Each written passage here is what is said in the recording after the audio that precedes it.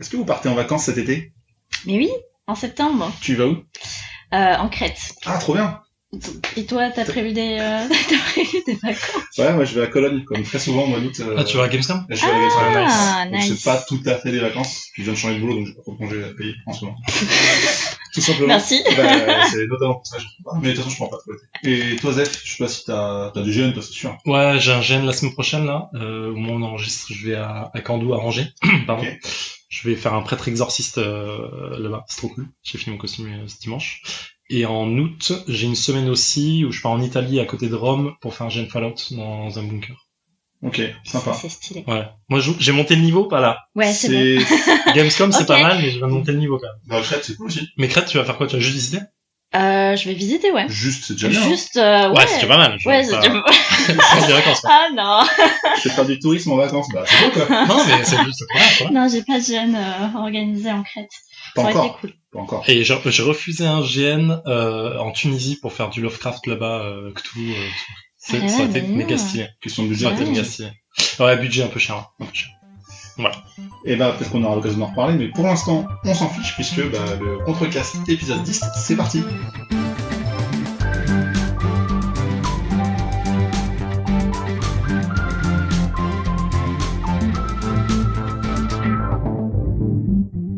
On va commencer comme d'habitude avec un petit tour de table. Donc on retrouve Anya qui était absente Oui. depuis 2 épisodes. De Plaisir te revoir. retour, mamie. Comment ça va? Bah écoute, ça va, j'ai survécu. À quoi? Bah à l'E3. Ah, Il y en c'est a vrai. qui y sont allés, il y en a qui ont bossé pour l'E3. Donc c'est pas... ouais. C'est ça, il y en a qui ont travaillé pour envoyer des gens là-bas. Exactement. Et bah c'est bien. De quoi tu vas nous parler aujourd'hui? Je vais vous parler de La Cantine de Minuit, qui est un petit manga que j'ai découvert récemment. Très bien, on l'a sous les On yeux, l'a là, sous on les en yeux, parlera tout à l'heure. Et toi Zef, qui n'était Salut. pas absent la fois précédente? Non, c'est vrai. Ouais, à un Et- moment, il faudrait que j'arrête d'être là. Quoi. Bah ça tourne, hein, ça arrive. Mais toi tu parles de quoi aujourd'hui? Je vais vous parler de Sinking City, le deuxième jeu de Cthulhu que j'attendais le plus cette année, de D'accord. Frogware et de Big Ben. Ok, qui est également présent sur la table, mais on ne le voit pas Oui, c'est quand vrai. on l'écoute, mais on s'en fout. Très bien, et comment ça va toi? Je t'ai pas posé la question. Bon, écoute, ça va, le taf, je pars en GN bientôt, je suis content. Je suis assez excité de partir. C'est l'été, Ouais. et on n'enregistre pas en période de canicule, donc ça c'est plutôt cool. Comme Ouais. ça on dégouline pas sur les micros. Tant mieux parce que ça aurait été plus compliqué il y a quelques jours, mais bref, on s'en fout. Et vu qu'on est que 3, on va faire un petit sujet. Alors ça va te rappeler le boulot, je suis désolé Anya, mais on va parler de 3, parce que quand même ce serait cool d'avoir vos impressions, vos réactions sur ce qui a été présenté. Je sais pas si vous l'avez bien suivi, moi un petit peu. Toi t'es obligé je crois Anya. Mais, Bah au moins pour quelqu'un. Enfin, au moins pour moins une marque, Une par marque, exemple. voilà, exactement. Non mais c'est cool, j'ai pas pu tout suivre. Ah bah Et ça va être du coup, raison vous allez de- pouvoir me donner des trucs, je dis ah ouais, j'ai trop chaud. Voilà, peut-être, c'est possible. Et ben on va en parler après vos chroniques respectives. C'est parti.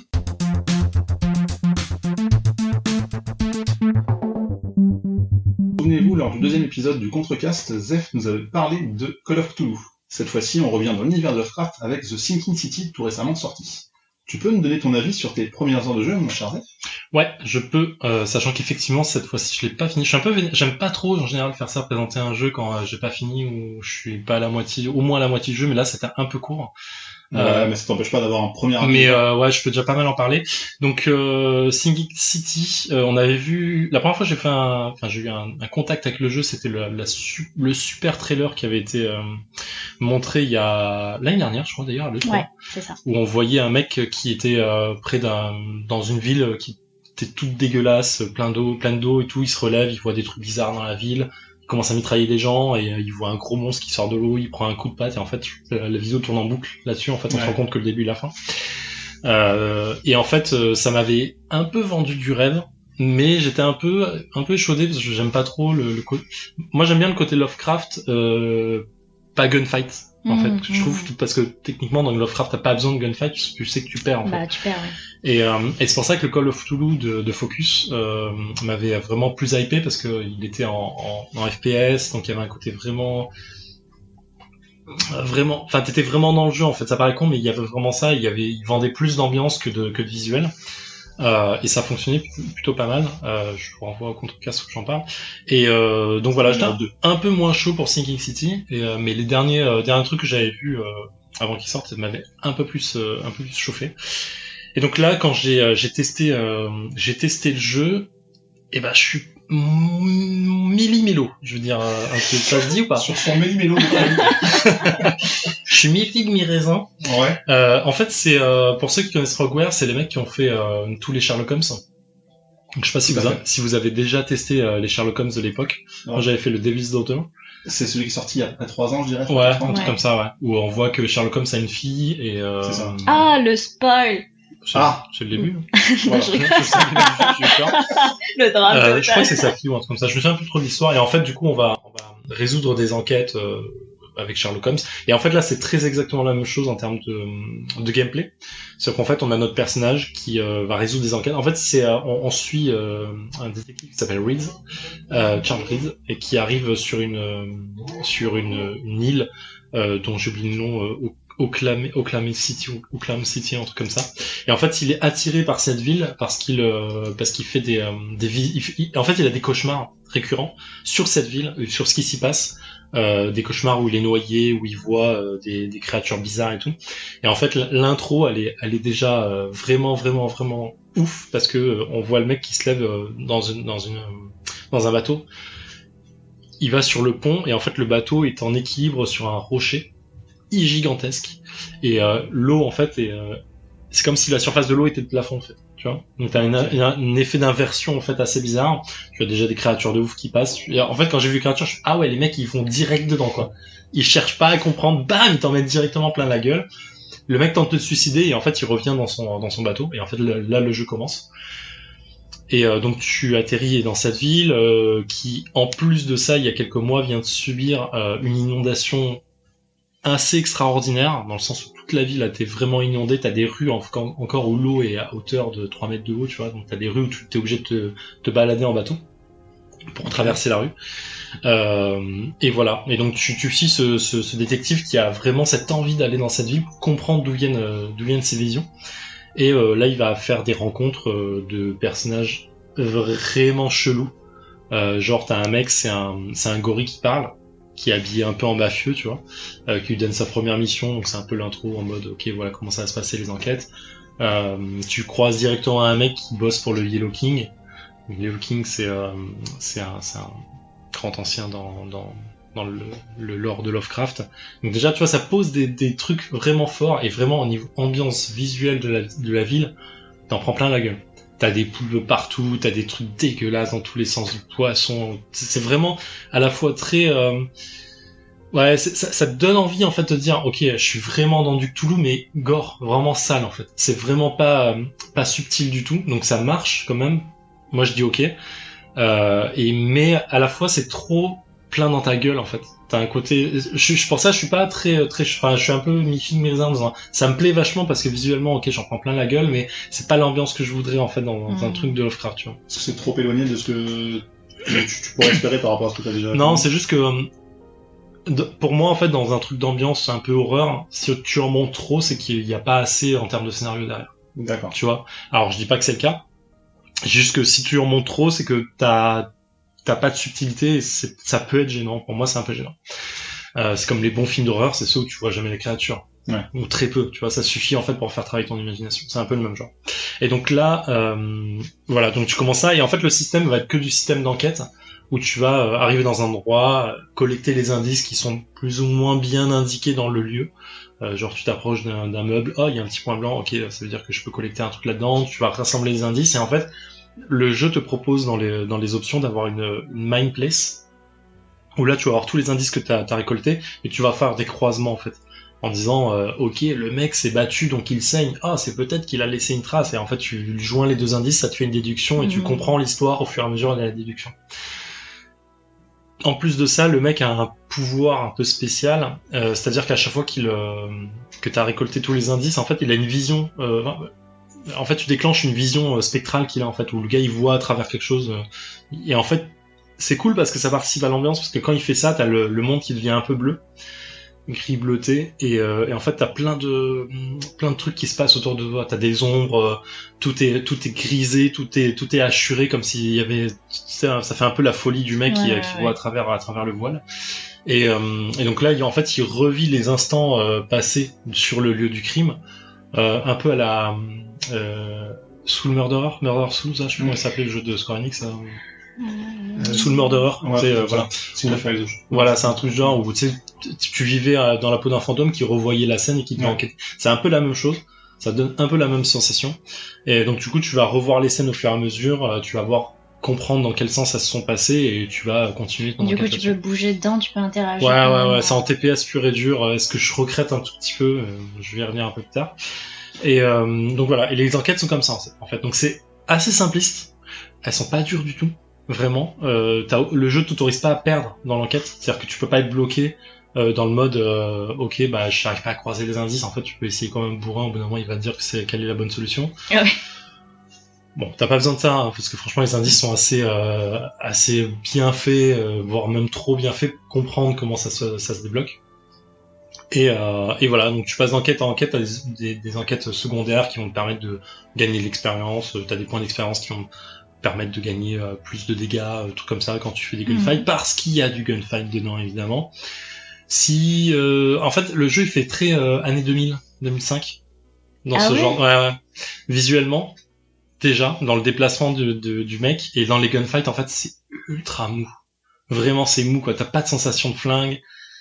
La hitbox, elle est parfois un peu dégueulasse. C'est-à-dire que tu touches le truc et en fait, tu l'as pas touché, sachant que les balles sont ultra reloues dans le jeu, parce que t'en as pas beaucoup, faut les crafter. T'as vraiment un côté... Ça sert de paiement. Ils disent le dollar sert à rien ici, donc ça sert de paiement pour payer les gens. Tu vois, t'as un côté, ok, est-ce que j'ai envie de me battre ou pas?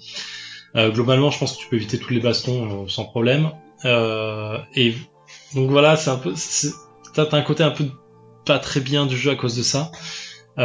Pourtant les créatures sont cool, mais tu vois les mecs ils ont des créatures qui se déplacent, des trucs qui viennent de l'enfer, et les gars ils disent ah ouais mais ça c'est normal. Ouais ça on a déjà vu ça fait.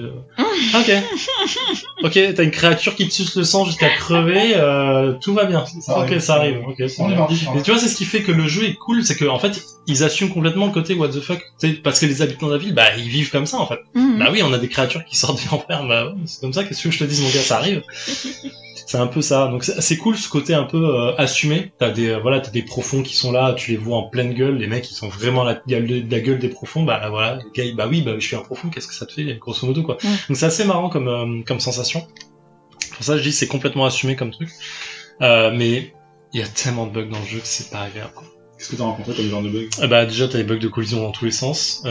T'as la ville, tu te balades dans la ville, t'as des PNJ qui marchent pour donner une ambiance, et ils marchent comme des fantômes. C'est horrible quoi. Les mecs ils se bloquent tout seuls, ils se marchent entre eux, ils bloquent tout seuls. C'est peut-être assumé.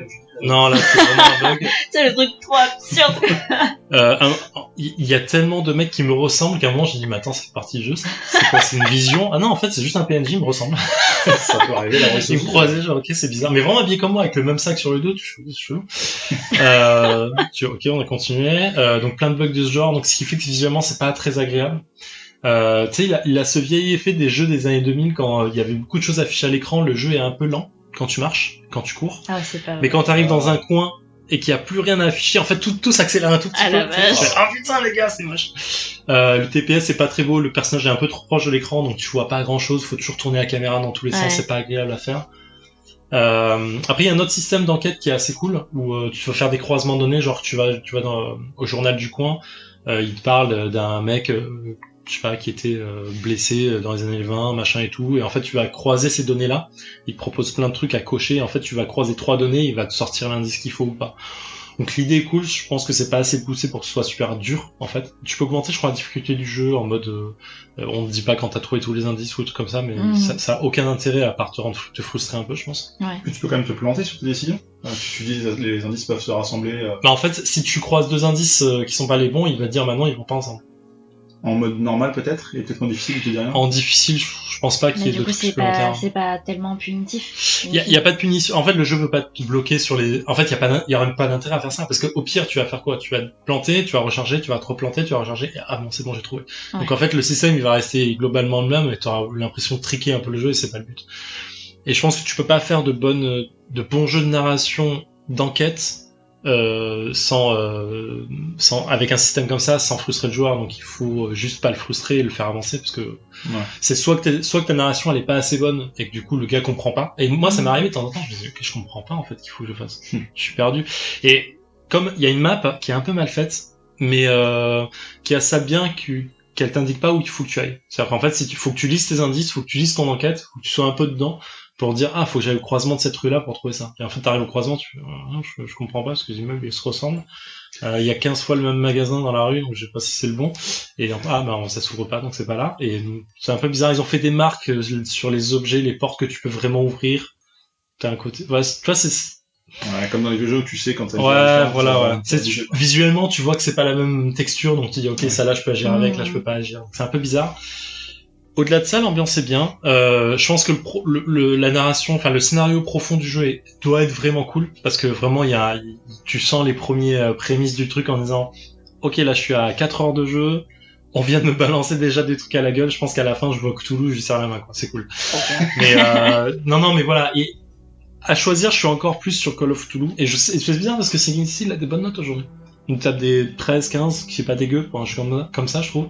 Alors que Call of Cthulhu, il s'est fait quand même bien bâcher la gueule à l'époque. Et je trouve ça dommage parce que vraiment, Call of Cthulhu, il a vraiment plus d'ambiance. Il respecte vraiment plus l'œuvre de Lovecraft, pour moi, en tout cas, en termes d'ambiance, en termes d'enquête. Parce que t'avais le même système d'enquête, tu sais, dans Cthulhu, t'avais le côté, je revois la scène et je dois comprendre ce qui s'est passé. Donc tu vois, genre, ce système de jeu, il est toujours là. Ouais, je sais pas, donc je trouve ça dommage qu'il se soit fait bâcher d'un côté alors que lui il est pas forcément mieux en fait, je pense. Je pense qu'il y a plus de narration là-dedans, plus d'histoire et c'est ce qui fait sa force. Mais en termes d'ambiance, on est vraiment loin d'un bon Lovecraft des années 20. Trop chargé par rapport à Cthulhu, justement c'est assez épuré, assez minimaliste peut-être. Ouais, normalement. Après t'as un système de santé mentale qui est pas trop mal dans le jeu, c'est-à-dire plus tu vas faire des trucs bizarres, plus tu vas avoir des cadavres, plus tu vas avoir des monstres, et tu vas avoir des apparitions à l'écran. Vraiment en mode tu vois des monstres apparaître un peu en photomatique qui disparaissent. Parfois tu vois des ombres qui se déplacent vers toi, tu sais pas si elles sont vraies ou si c'est toi qui les penses. Et apparemment sur les tests que j'ai vus, j'en suis pas encore là, mais le mec il va même jusqu'à pointer son arme sur lui-même, tu vois, parce qu'il est trop fou en fait. Donc tu peux soigner ta santé mentale en mode crafting, je m'injecte un truc dans le sang et ça passe quoi. Donc c'est ce qui est à la fois dommage. Le système est bon là-dessus, mais si tu veux te soigner ta santé mentale comme si c'était des points de vie, il y a aucun intérêt à avoir ça en fait. Ouais, clairement. Bah oui. À part donner un faux effet de santé mentale. Ouais. Toi, on est loin de comment s'appelait ce jeu où tu te réveilles, t'étais je sais plus le nom peut-être pas. Et d'ailleurs, en parlant de nom, je corrige celui qu'on a dit tout à l'heure, donc tu parlais c'est Murder Soul Suspect. Ouais, c'est ça. Et je sais pas pourquoi j'ai dit Secret Life parce que toute ma vie j'ai confondu avec un autre jeu. Il se pète jamais, mais bref, donc je tenais à réparer cette petite erreur. Voilà. Donc finalement, c'est pas un mauvais jeu. Je pense que si vous aimez Cthulhu, vous pouvez y aller et vous allez kiffer vos races. Si vous avez aimé les Sherlock Holmes, vous pouvez y aller parce que c'est exactement le même système, à part d'autres trucs qu'ils ont rajoutés qui sont pas forcément plus vendeurs. Mais sans ça, je vais le finir parce que j'ai envie de savoir le fond de la narration, mais je pense qu'il y avait mieux à faire. C'est un peu dommage. D'accord. Ça reste bien, mais... Ouais. Moi, je mettrais un petit 11 sur 20, quoi. Ah ouais. Ouais. Pour l'instant. Et bon, j'ai pas fini le jeu, hein, donc je peux pas dire, mais après, so far, so good. Si tu fais le parallèle avec... je sais que ça n'a rien à voir, mais si tu fais le parallèle avec les campagnes de jeux de rôle, tu sais, sur le livre de campagne, il te propose plusieurs approches Lovecraftiennes de la façon dont tu expérimentes ta montée dans la folie. Et effectivement, le gunfight, on te le dit directement, c'est dans l'univers Lovecraft, c'est même pas concevable dans l'idée où de toute façon dès que tu rencontres une créature quelconque, tu vas bien, enfin voilà, tu te rendras bien compte que de toute façon cette créature prendra le dessus sur toi parce qu'elle est 10 fois plus forte que toi. Ouais, clairement, c'est pas un objet magique, ça sert à rien. Et t'as cette approche aussi de te dire ça va être de l'exploration, ça va être du fight, mais sans être du fight où tu vas vouloir te battre, mais ça va être hyper pénalisant. Et ouais, je pense que c'est pas déconnant de l'avoir effectivement pris dans cette perspective-là. Tu vois, effectivement, t'as ce côté un peu, tu peux avoir ce côté un peu pulp dans les scénarios. Voilà, je cherchais c'est exactement ça. En fait, je te rejoins complètement là-dessus. T'as complètement raison. Tu peux avoir ce côté un peu pulp, gunfight. Et puis après, bon, t'as toujours des humains, donc Toulouse a flingué, donc c'est pas le problème. Mais là, on est clairement dans un côté pulp montré, quoi. C'est assumé, c'est fort, c'est grandiose. T'as la ville entière qui a été inondé, quoi. Tu vois, c'est vraiment un côté, c'est what the fuck complet, quoi. Donc ça marche, mais moi, c'est pas ce que je kiffe le plus, en fait, dans cet univers-là. Donc c'est ça, quoi. Ok, bah merci Zef de nous avoir parlé de Sinking City, donc qui est déjà dispo depuis juin, donc sur PS4, PC et Xbox One, pardon, et prochainement sur Switch. On n'a pas encore de date, mais on verra, ça ne saurait tarder. C'est l'heure de la chronique culinaire qui vous est proposée aujourd'hui par notre amie Anya. Tu vas nous emmener... J'étais en train de me demander ce qu'il allait faire en accroche. Tu vas nous emmener du côté du Japon pour parler d'alimentation. Dis-nous ce qu'est la cantine de minuit. Exactement. Alors la cantine de minuit, de son nom original Shinya Shokudo, c'est un seinen. Comprenez ici un manga pour jeunes adultes hommes. Alors c'est hyper spécifique, tu sais, t'as des catégories hyper spécifiques pour chaque catégorie et CSP sociale. Donc il est apparu pour la première fois au Japon dans la célèbre revue qu'on nomme Big Comic Original en octobre 2006, et puis il a été publié par la suite en volume individuel avec le succès croissant qu'a connu la saga au Japon. Du coup en 2017 c'est la maison d'édition Les Armoires qui s'est occupée de le faire venir dans l'Hexagone pour les amateurs de nourriture et de petits récits de vie. Donc juste pour vous faire un topo sur l'auteur, c'est un mangaka qui a commencé très tard sa carrière, donc 41 ans, Yaro Abe, qui a fait donc ses débuts dans l'univers des mangas très très tardivement si on compare aux autres mangakas d'aujourd'hui. Il a été anciennement directeur dans une agence de pub, et puis finalement il a fini par se faire remarquer parce qu'il a gagné un prix des nouveaux talents en 2003. Qui est décerné par justement la maison d'édition japonaise chez qui il est édité actuellement. Donc Shogakukan, voilà. Et en fait, le tout premier manga qui va sortir, c'est Mimikaki. Et ça va être le même format que la cantine de minuit, sauf que c'est dans un tout autre univers. Et alors, je sais pas si vous avez sûrement entendu parler de ça quelque part sur Twitter ou sur le net. En fait, ça va relater des récits autour de ces hôtesses qu'on va pouvoir rencontrer dans des maisons où tu fais cuire les oreilles. Oh. Je sais pas si vous en avez entendu parler. Non. Alors au Japon, ça c'est une institution. Tu peux payer pour aller t'allonger sur les genoux d'une hôtesse qui va te curer les oreilles. On peut mettre une pause là-dessus. C'est toujours la première. Non mais voilà. C'est hyper connu en Asie. C'est un truc.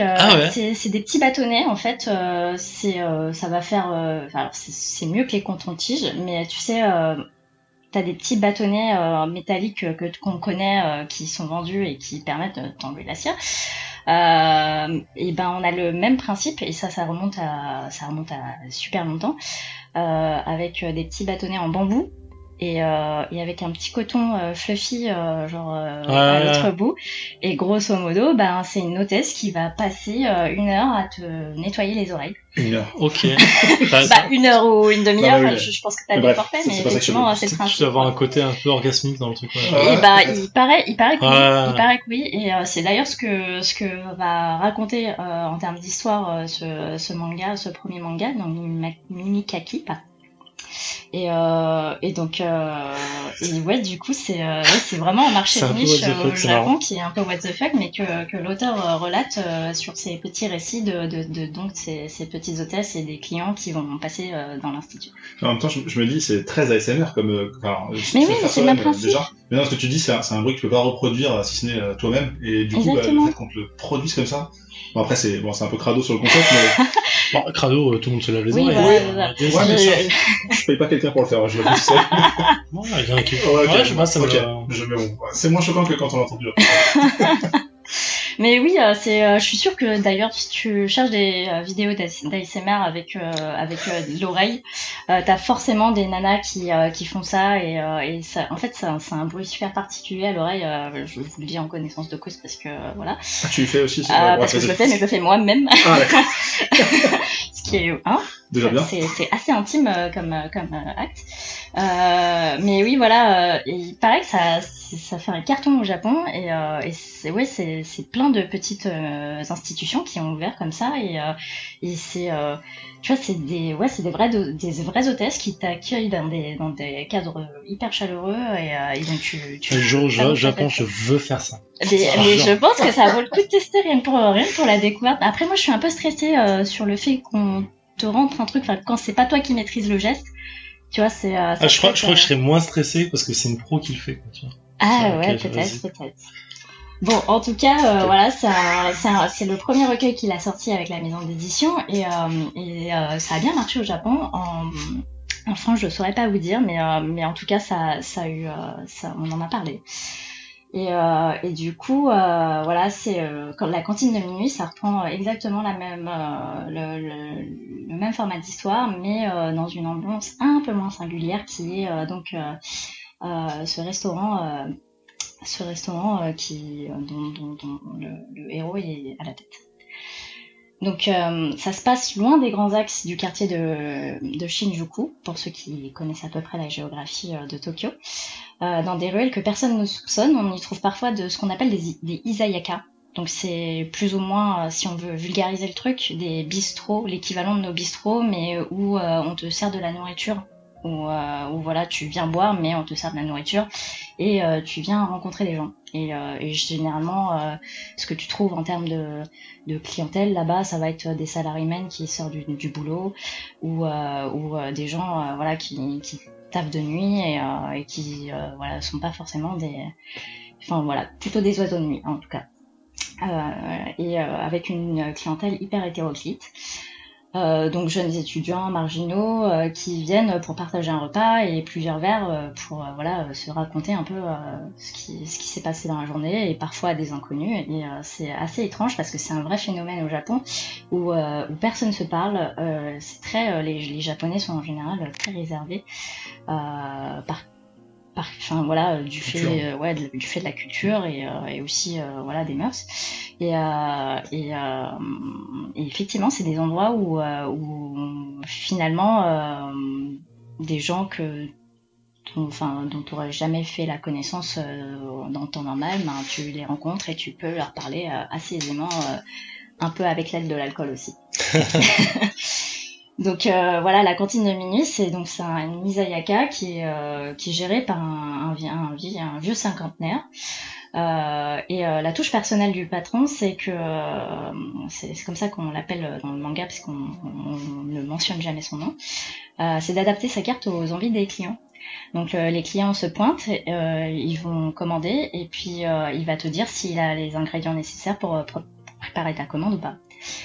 Ça donne lieu à des scènes assez loufoques où t'as des gens qui vont juste venir manger des cacahuètes ou demander des trucs genre des knackis, l'équivalent des knackis, je sais plus comment ils les appellent dans le manga, mais voilà, ça existe là-bas aussi. Et puis par delà ils vont finir par manger, et puis ils vont raconter au patron leur journée, ou ils vont leur dire à quoi leur fait penser le fait de remanger tel ou tel plat.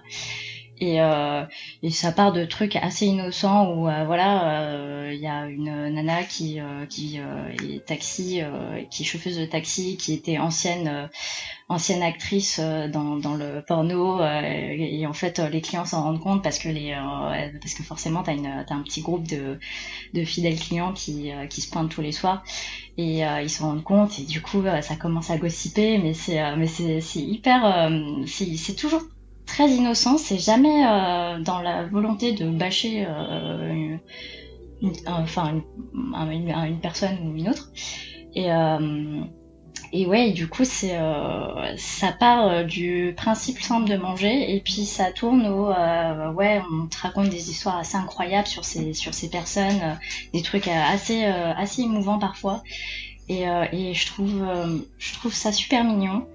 moi qui suis amoureuse de la nourriture, je trouve que voilà, c'est vraiment le vecteur de pas mal de choses et dont voilà pas mal de souvenirs que tu peux avoir quand t'es gamin parce que t'as mangé telle ou telle chose et que tu t'en rappelles et du coup tu demandes à ce mec-là de te refaire le plat de quand t'étais gamin et ça part d'une simplicité assez folle et ça remonte vers des trucs, des récits assez sympas.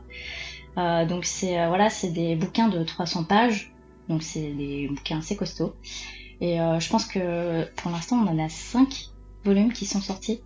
5 volumes et voilà, forcément tu recroises des personnages que tu as rencontrés d'un tome à un autre et du coup tu le suis dans son évolution aussi et en fait t'as presque l'impression de faire partie de cette table, enfin de faire partie de ce Izayaka où tu commences à dire ah putain tiens elle est devenue quoi cette nana là, elle revient et tout, on la revoit, les clients voilà remarquent qu'elle revient et puis on voit qu'elle a perdu du poids ou qu'elle en a repris et on va se demander pourquoi et du coup on va avoir l'explication 2 chapitres plus tard où en fait elle va revenir et elle va tout raconter au patron en disant voilà j'ai rompu avec mon mec et voilà et donc je m'en fous maintenant de perdre du poids ou pas, voilà je veux manger alors serre-moi ça tu vois et voilà c'est finalement très simple et ça paye vraiment pas de mine mais c'est hyper attendrissant je trouve et ouais et alors c'est 18 € je crois le volume c'est assez conséquent mais ça en vaut le coup et puis ça te dure un petit peu quand même. Le dessin est particulier mais c'est un peu la touche de cet auteur-là. C'est pas très beau, c'est pas comme les shonen qu'on connaît et qui sont ultra vendus et ultra marketés. C'est des dessins très simples. T'as parfois des traits qui sont hyper, voilà, enfin voilà, c'est pas du bonhomme bâton, mais en tout cas les expressions sont très clean. Et mais avec quelques traits, finalement, l'auteur arrive à faire passer beaucoup de messages et voilà. Et je trouve que c'est une belle découverte et d'ailleurs, ça a tellement bien marché au Japon qu'ils en ont fait une série sur Netflix qui se nomme oui, je pense qu'il s'appelle alors je crois que je te donne un indice, c'est écrit sous tes yeux. Ah bah voilà, il s'appelle The Midnight Dinner Tokyo Stories, donc c'est la première saison. Alors il y a un acteur super connu.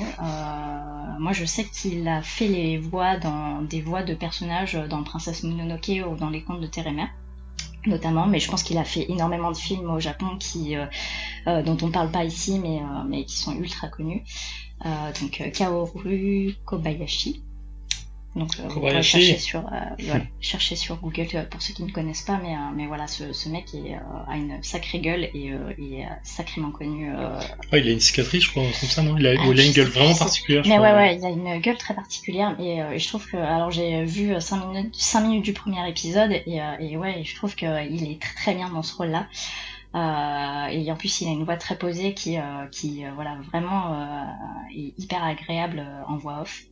Donc c'est exactement ce qui se passe dans le manga et alors je pense que les histoires sont plus ou moins retravaillées selon les stories mais en tout cas c'est l'essence du manga donc voilà, si jamais pour les plus gros flemmards qui ne veulent pas lire peuvent se lancer sur cette série là. C'est assez court en termes de durée d'épisode.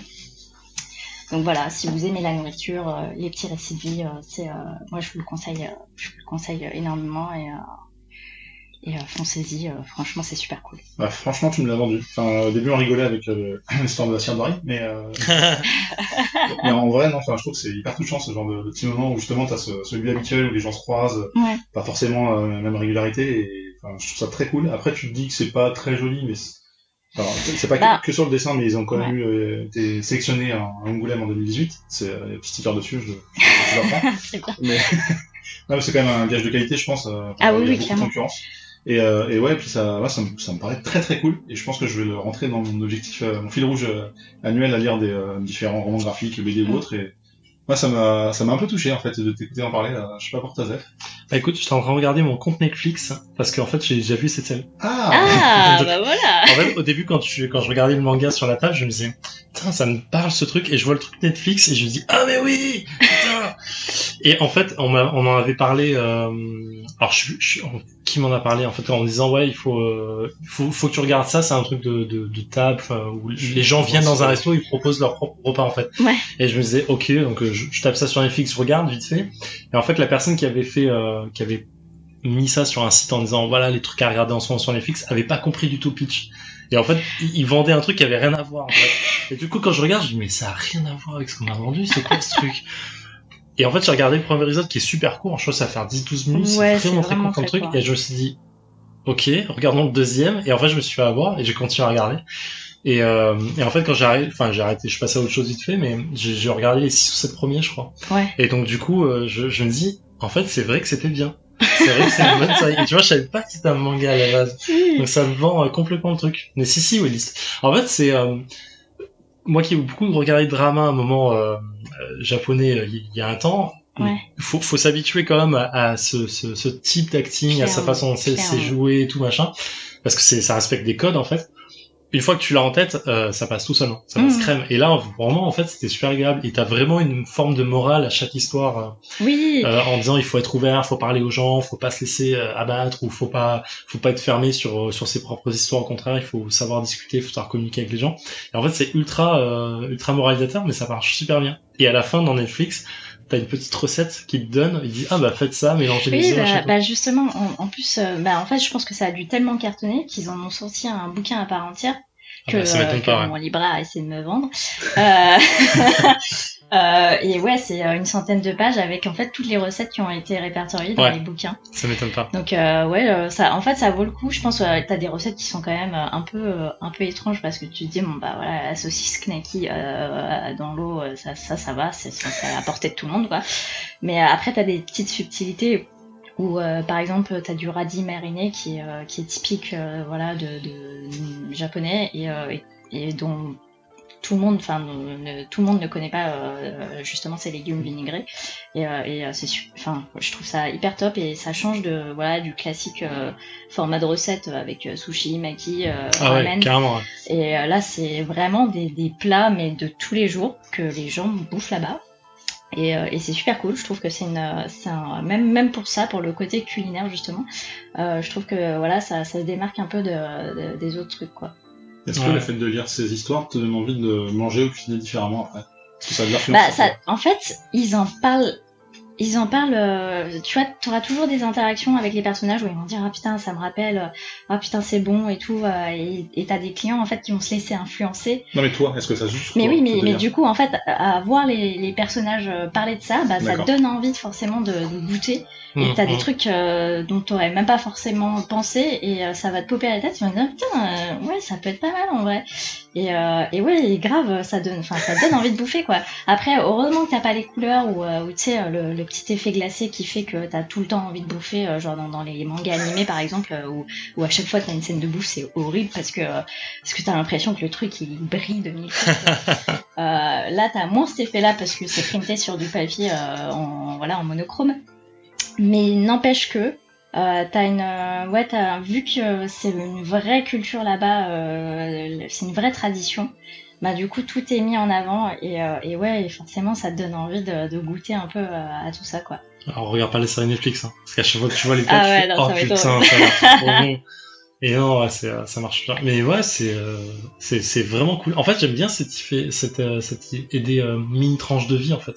C'est super agréable à regarder et du coup je pense que c'est encore aussi cool à lire en fait. Ouais et puis les chapitres sont vraiment courts donc voilà si jamais tu te dis bon bah voilà je fais autre chose en même temps ou si j'ai pas envie de lire beaucoup, tu sais tu te fais 2-3 chapitres dans la nuit avant de dormir et puis en fait c'est largement suffisant et puis ça va te faire sourire parce que tu vas y repenser et c'est des trucs tellement cons en fait, c'est des trucs tellement cons mais c'est trop mignon quoi, et franchement tu t'attaches à ces gens au bout d'un moment ou à ces petits personnages, même si t'as pas leur nom en tête parce que c'est ce qui arrive hein. Tu peux très bien croiser des gens dans un endroit que tu fréquentes régulièrement. Bah tu vas pas forcément avoir le nom mais quand tu vas le revoir réapparaître à la porte du Izayaka, tu vas faire ah putain putain, c'est lui. Qu'est-ce qu'il est devenu, tu vois. Ouais, ça marche bien. Et j'ai oublié ce que je voulais dire. Je suis complètement zappé ce que je voulais dire. Merde. Ça devait faire. C'est une série qui est toujours en cours. Je sais pas du coup si ça a bien marché côté Netflix. Pardon, quand je dis série, je voulais dire. Oui, c'est en cours, c'est en cours. D'accord. Et donc tu disais 5 tomes, il semblait avoir vu plus en regardant, mais peut-être qu'il y en a que 5 traduits en français. 5 traduits en français. D'accord, parce que je crois je pense 20 tomes. je pense qu'il y en a plus au Japon. Ouais. C'est ça. Après, si vous parlez japonais, c'est cool, mais peut-être que vous le connaissez déjà. Est-ce que Zef, non, je sais pas, ça revient pas? Et ça reviendra peut-être plus tard, on a encore un peu de temps. En tout cas, merci Anya de nous avoir donné faim et envie de lire La cantine de minuit, donc qui est déjà dispo, qui est sortie en 2006 et qui est dispo au moins en 5 tomes en français, voire plus en japonais, si vous parlez cette belle langue. Ça va être difficile d'enchaîner après avoir parlé de bonne bouffe et de parler de Los Angeles où on mange que des burgers ou des trucs sales et gras. Mais en fait, on va surtout parler de l'E3. Alors je sais, vous n'y avez pas été, mais vous avez au moins un petit peu assisté à distance, que ce soit professionnel ou non. Je vais peut-être vous donner mon avis de comment je l'ai vécu. Alors cette année, honnêtement, il n'y avait pas PlayStation, il n'y avait pas Nintendo comme souvent, et je me suis dit, j'ai pas trop envie de regarder ce qui va se passer. Enfin, vraiment, je n'étais pas idée. Donc j'ai commencé par zapper la conférence Electronic Arts, où un Star Wars a popé, mais très bien. Fallen Order. On peut en parler après si tu veux. Puis après il y a eu la conférence Microsoft, et à ce moment-là je jouais au PSVR, autant vous dire que j'en ai rien à foutre. Et puis ma copine regardait derrière moi, et puis j'avais on va dire le casque à moitié mis, je fais bon allez, peut-être que je vais aller voir ce qui se passe. Oh, Keanu Reeves, ok, bon ça peut être cool, pour Cyberpunk, donc bon c'est pas exclusif, mais au moins la conf était un peu animée et tout ça. Et finalement j'ai quand même été pris dedans, et je me dis allez, je vais regarder quelques confs, certaines la nuit, notamment parce qu'il y avait de la NBA aussi en parallèle, donc c'est pour ça que j'étais debout. Et finalement, il y a eu quelques annonces un peu sympas, mais ce qui m'a dérangé, je pense, cette année, c'est peut-être, déjà, il n'y a pas eu ou très peu d'infos sur les prochaines générations de consoles, donc c'était pas l'année qu'on a connue en 2015, même si on a parlé de Scarlett, mais en fait, je me suis rendu compte que les rares jeux, entre guillemets, qui m'ont hypé, sont pas forcément des jeux ultra récents. Je pense notamment à FF7, à un Zelda Link's Awakening qu'on connaît déjà. J'ai entendu que ça, quoi. Et comme quoi, en fait, j'étais hypé par des trucs que je connais déjà. Et c'est ça je me dis, est-ce qu'on perd pas un peu le charme des nouveautés? Non, alors c'est Cyberpunk qui est pas hyper nouveau, il y a quand même quelques titres sympas qui vraiment ont débarqué cette année. Mais au global, je pense que je suis assez déçu en fait de l'E3 année après année. Il y a de moins en moins de choses. Alors peut-être que les éditeurs aussi profitent de certains moments clés de l'année pour eux. Je pense à Nintendo qui fait ça depuis un petit moment avec ses directs, à PlayStation aussi qui a ses vidéos calées quand il veut. Et en fait on boude un peu le salon, il y a EA qui est de plus en plus loin du Convention Center, il y a Microsoft qui s'en détache et tout. Est-ce que le 3 a encore la saveur de l'époque? Zef, je vois que tu réfléchis et t'as envie d'intervenir. En fait, est-ce qu'à la saveur de l'époque, non, non, clairement plus. Mais, année après année, ouais, on sent une petite perte, je pense. Moi, en fait, il y a 3 trucs qui m'ont dérangé sur cette E3 et je l'ai pas trop suivi à cause de ça. Un, c'est ce que tu disais, en fait, t'as l'impression de revoir les mêmes jeux, mais juste remapper, en fait. Et ça me fait, même si ça me fait toujours kiffer et que Final Fantasy VII, je l'attends de ouf. Évidemment. C'est bien, mais en fait, ça me fait chier de me dire que la créativité, elle est, alors, ça fait vieux con, hein, et c'est sûrement pas vrai, en fait, parce qu'il y a des milliers de jeux qui sortent en indé qui sont 10 000 fois mieux, et attendez quelques minutes, on va en parler. Mais, clairement, ouais, tout ce qui est gros jeu, ça me fait chier d'avoir plus de créativité, en fait. Tu vois, même Cyberpunk, en fait, tu te dis, en fait, ils vont pas révolutionner grand chose. Le jeu, c'est un jeu de rôle des années 80, il y a déjà des jeux qui ont été faits dessus, jeux de vidéo, ou qui ont exploité ce type de licence. Enfin, Deus Ex, c'est clairement du Cyberpunk. Il y a eu d'autres jeux qui ont fait mieux que Deus Ex et on n'a pas parlé parce qu'ils sont indés. Ouais, je sais pas. Et moi, ça me vend moins de rêves. La deuxième chose qui m'a fait chier, c'est que comme tu as dit, voilà, Nintendo, PlayStation se permettent de dire, bah non, on n'est pas là et ça fait un trou, mais en fait, au final, on s'en fout parce qu'on a tellement d'infos de PlayStation et de Nintendo tout le temps que, en fait, on a même plus besoin d'attendre cette date-là. Il faut savoir que PlayStation a réalisé un énorme coup marketing en ne le faisant pas parce qu'on a énormément parlé d'eux. Bien sûr. Et puis ils avaient présenté des choses un peu avant aussi. Et Bien au final, je pense que niveau budget, ils ont gagné et niveau com, ça n'a pas changé. Ça a abusé même, ça abuse. C'est clair. Et le troisième truc, c'est trop de putain de collector. Oh là là. Arrêtez vos races avec ça. Ça me rappelle un souvenir de ma soirée de la conf Square Enix où je regardais un jeu. Oh non, t'as fait partie de ces personnes. Il y a FF7. Ah, je prends le collector. Là, j'ai fait suivant, précommandé et tout. Mais 48 heures après, j'ai quand même réfléchi et je fais non, mais c'est 300 balles. On parle d'un truc épisodique, on sait même pas quand est-ce que ça va sortir, on va peut-être avoir pitié, quoi. Et j'ai annulé ma préco. Ah, merci. Ça, bah, franchement, merci, quoi. Ouais. Parce que, putain, j'ai on n'a pas arrêté de me spammer avec ça, c'était ignoble et ouais c'est cool, le fait qu'il y ait remaster et tout, qu'il change un peu de format et que ce soit plus polish, plus beau, plus incroyable et qu'il y ait plus d'interaction entre les personnages parce qu'ils parlent ensemble. Putain mais sérieux, non mais Beaucoup trop de haine dans ta phrase, mais ouais mais il y a ce côté voilà encore ouais, je rejoins Zef dans le côté putain c'est des trucs qu'on connaît quoi et mais je suis d'accord. c'est juste remettre au goût du jour un truc qui a tabassé il y a 10-15 ans et enfin Mais on à achète. quoi bon quoi. Mais on Moi, achète. j'achète, hein. Enfin, On va le faire avec moi je pense que je ferais partie de ceux qui vont acheter après du coup, qui vont attendre un peu la tempête, que la tempête se calme parce que effectivement tu disais que c'était épisodique et putain mais rien ne garantit que ça va marcher quoi. Puis on sait pas vers quoi on va vraiment. Exactement. Ouais. Alors, c'est juste FF7 là, mais c'est vrai pour Non, bien tout, sûr. hein. Genre, il y a Link's Awakening. Ouais, qu'on va tous refaire. Ah, il est trop choupi. Alors, je l'ai jamais fait, donc je vais le faire. Voilà. Mais, merde, collector 90 balles, merci. Mais ça, c'est rien. Mais c'est rien. Non, mais En fait, 300 balles, je sais FF7, plus qui a fait un compte de tous les collectors que j'ai vu qui passer sont sur sortis. Twitter. Genre 1500 balles, C'est c'est pour les trucs, des trucs. quoi. Cyberpunk, c'est Cyberpunk. 230 balles. 100 Et balles. Cyberpunk, il y a déjà un premier collector qui avait été annoncé avec une figurine comme ça il y a longtemps. Avec la figurine de la nana là Alors. qu'on voyait, non, c'est pas ça? Cette figurine a été offerte aux journalistes de 3 Gamescom l'an passé, que tu pouvais acheter très cher, que j'ai eu la chance d'avoir à Gamescom l'an dernier. Et cette année, ils ont sorti par exemple une veste réversible et une espèce de visière et tout, qui vont probablement distribuer aussi à la Gamescom et ou vendre aussi sur leur store. Ils ont dit qu'ils allaient tout vendre parce que C'est ça. justement il y Pour éviter le marché comme ça. avait un marché noir bien qui sûr. s'était créé. Bien sûr, de ouf, sur... Ouais, c'est vrai. Oh là là. Mais enfin oui, clairement, si tu prends tous les collecteurs bout à bout, tout ce qui est sorti, tu dépasses largement les 1000 balles de préco. Et Mais en fait, c'est même pas aux éditeurs que j'en veux, parce que les mecs, on achète, donc forcément ils vendent. Genre, c'est qui le plus con dans l'histoire, quoi. Mais je dis ça, j'en ai acheté plein des collectors, Ouais, et bien que sûr. je regrette aujourd'hui d'avoir acheté. Mais j'aurais rencontré un jour le collector de BioShock Infinite que j'ai acheté, et j'ai gueulé en disant mais c'est quoi ce foutage de gueule, quoi. Je crois que t'en avais peut-être déjà parlé C'est dans possible, dans c'est possible. podcast. C'est Écoutez-les un tous truc dans que le Dans le doute. Mais effectivement, mais parce qu'on est con, on achète en fait. Et franchement, moi j'en peux plus, quoi. C'est genre 300 balles un collector, mais mec, sérieusement, déjà 90 balles c'est cher, quoi. Ah non, c'est clair. Mais, Pour une putain de boîte. ouais, Merde. que tu vas ouvrir, tu vas faire, ah, c'est trop stylé. Et tu vas ranger. Ouais, Ah, c'est je m'en veux quand je craque pour un truc comme ça, vraiment. Moi aussi, mais bon, après ça dépend les licences aussi, mais bref. En tout cas, le Link's Awakening, je l'ai pris à 100 balles. Enfin, du coup, 100 balles c'est cher, et tu te dis, oh, c'est pas si cher par rapport à un collector à 300 balles. Donc voilà où on arrive à nous amener, c'est assez triste au final. Ah, mais c'est Mais ça beau marche. marketing. Exactement. Peut-être qu'on peut parler des jeux, donc t'as tiqué sur Star Wars par exemple. Ouais, Fallen Order, mais je l'attendais ouf parce que je veux un Star Wars qui n'est pas Battlefront, parce que je veux pas jouer à Battlefront, ça m'intéresse pas. Parce que c'est le côté solo qui t'attire aussi. Et... C'est côté solo, c'est côté histoire en fait. Je veux une histoire. Moi, quand je joue à Star Wars, je veux une histoire en fait. Qu'on aime ou on n'aime pas les derniers, Je sais pas. il faut pouvoir avoir une histoire dans le jeu. Alors ça me fait chier que ce soit cette histoire-là, l'ordre 66 ou ça machin.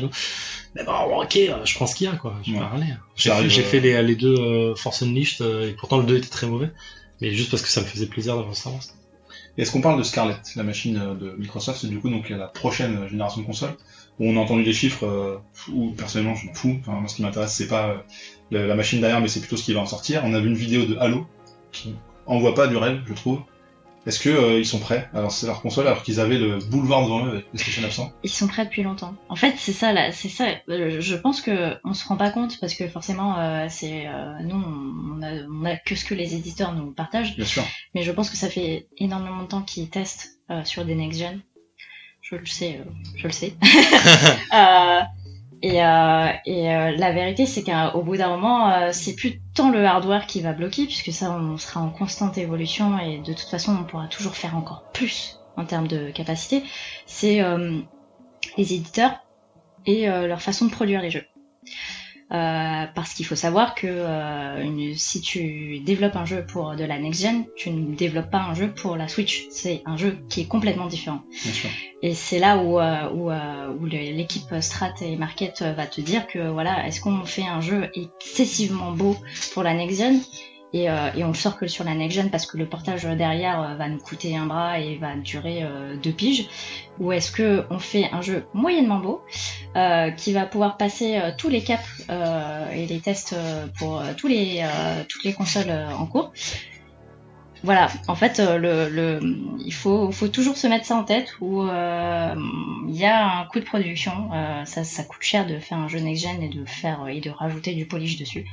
Donc voilà, je pense que c'est tout bêtement une question de chiffres et d'équilibre. Parce que t'as aussi un parc installé ou pas en fait. Ouais. Le problème c'est qu'un constructeur qui sort une console et qui attend, parce qu'on a déjà vu le cas sur d'autres consoles, mais qui attend que les éditeurs viennent dessus pour lancer sa console, il fait une connerie monstrueuse. Clairement. Si aujourd'hui tu lances pas ta console avec 2-3 jeux qui vont la faire vendre, enfin objectivement comme la Switch, t'as aucun intérêt en fait à sortir une next gen tout de suite. En fait. C'est si Microsoft se lance et pourtant tu vois, je l'ai pas regardé, je sais pas du tout ce que ça vaut, donc je fais que de la théorie crafting, donc tombez-moi dessus quoi. Mais dans l'idée c'est de se dire Microsoft sort ça à la rentrée, s'ils ont pas des exclus dessus qui vont pousser la vente, et je pense que Halo peut faire le taf, mais parce que je comprends toujours pas ce truc. Halo fera le taf parce que c'est la fanbase de ouais, mais elle est encore là, cette fanbase, hein.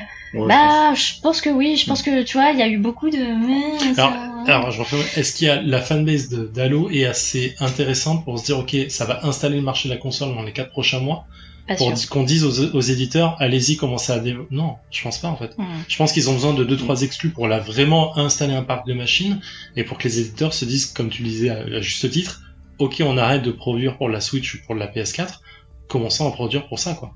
Et là, c'est pas la même chose. Et encore, je suis même pas sûr, parce que eux, un bon éditeur, je pense qu'il attendrait que la PS4, que Sony sorte sa nouvelle génération aussi pour avoir un double parc de consoles, en fait.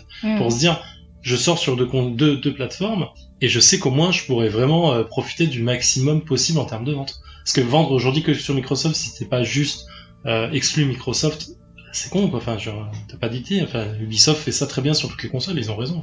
Après, aujourd'hui, Xbox est quand même loin derrière la PS4, ça fait longtemps qu'ils ont perdu la guerre de cette génération.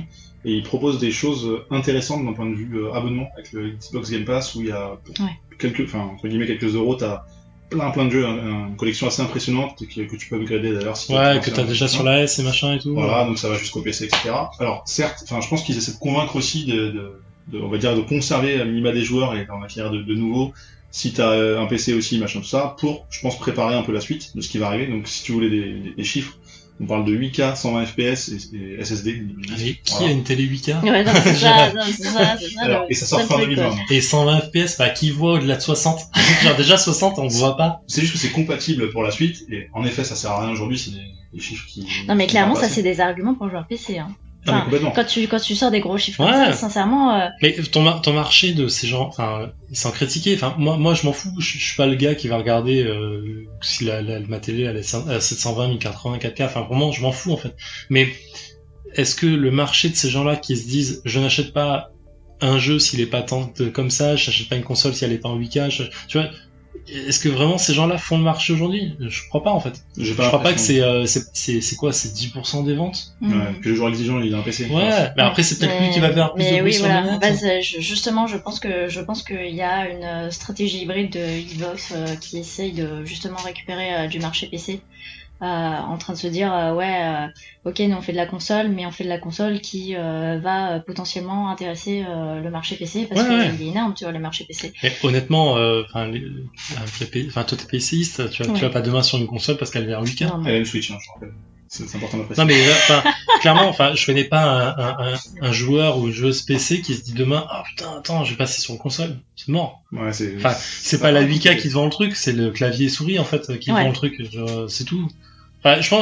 Après, les mecs sont des marketeurs, hein. Ils sont payés des milliers de dollars pour penser à ça et pour développer des stratégies, et je pense qu'ils savent le faire. J'espère. Donc moi, dans mon petit appartement de Bagnolet, je vais pas refaire le monde, mais j'ai pas l'impression.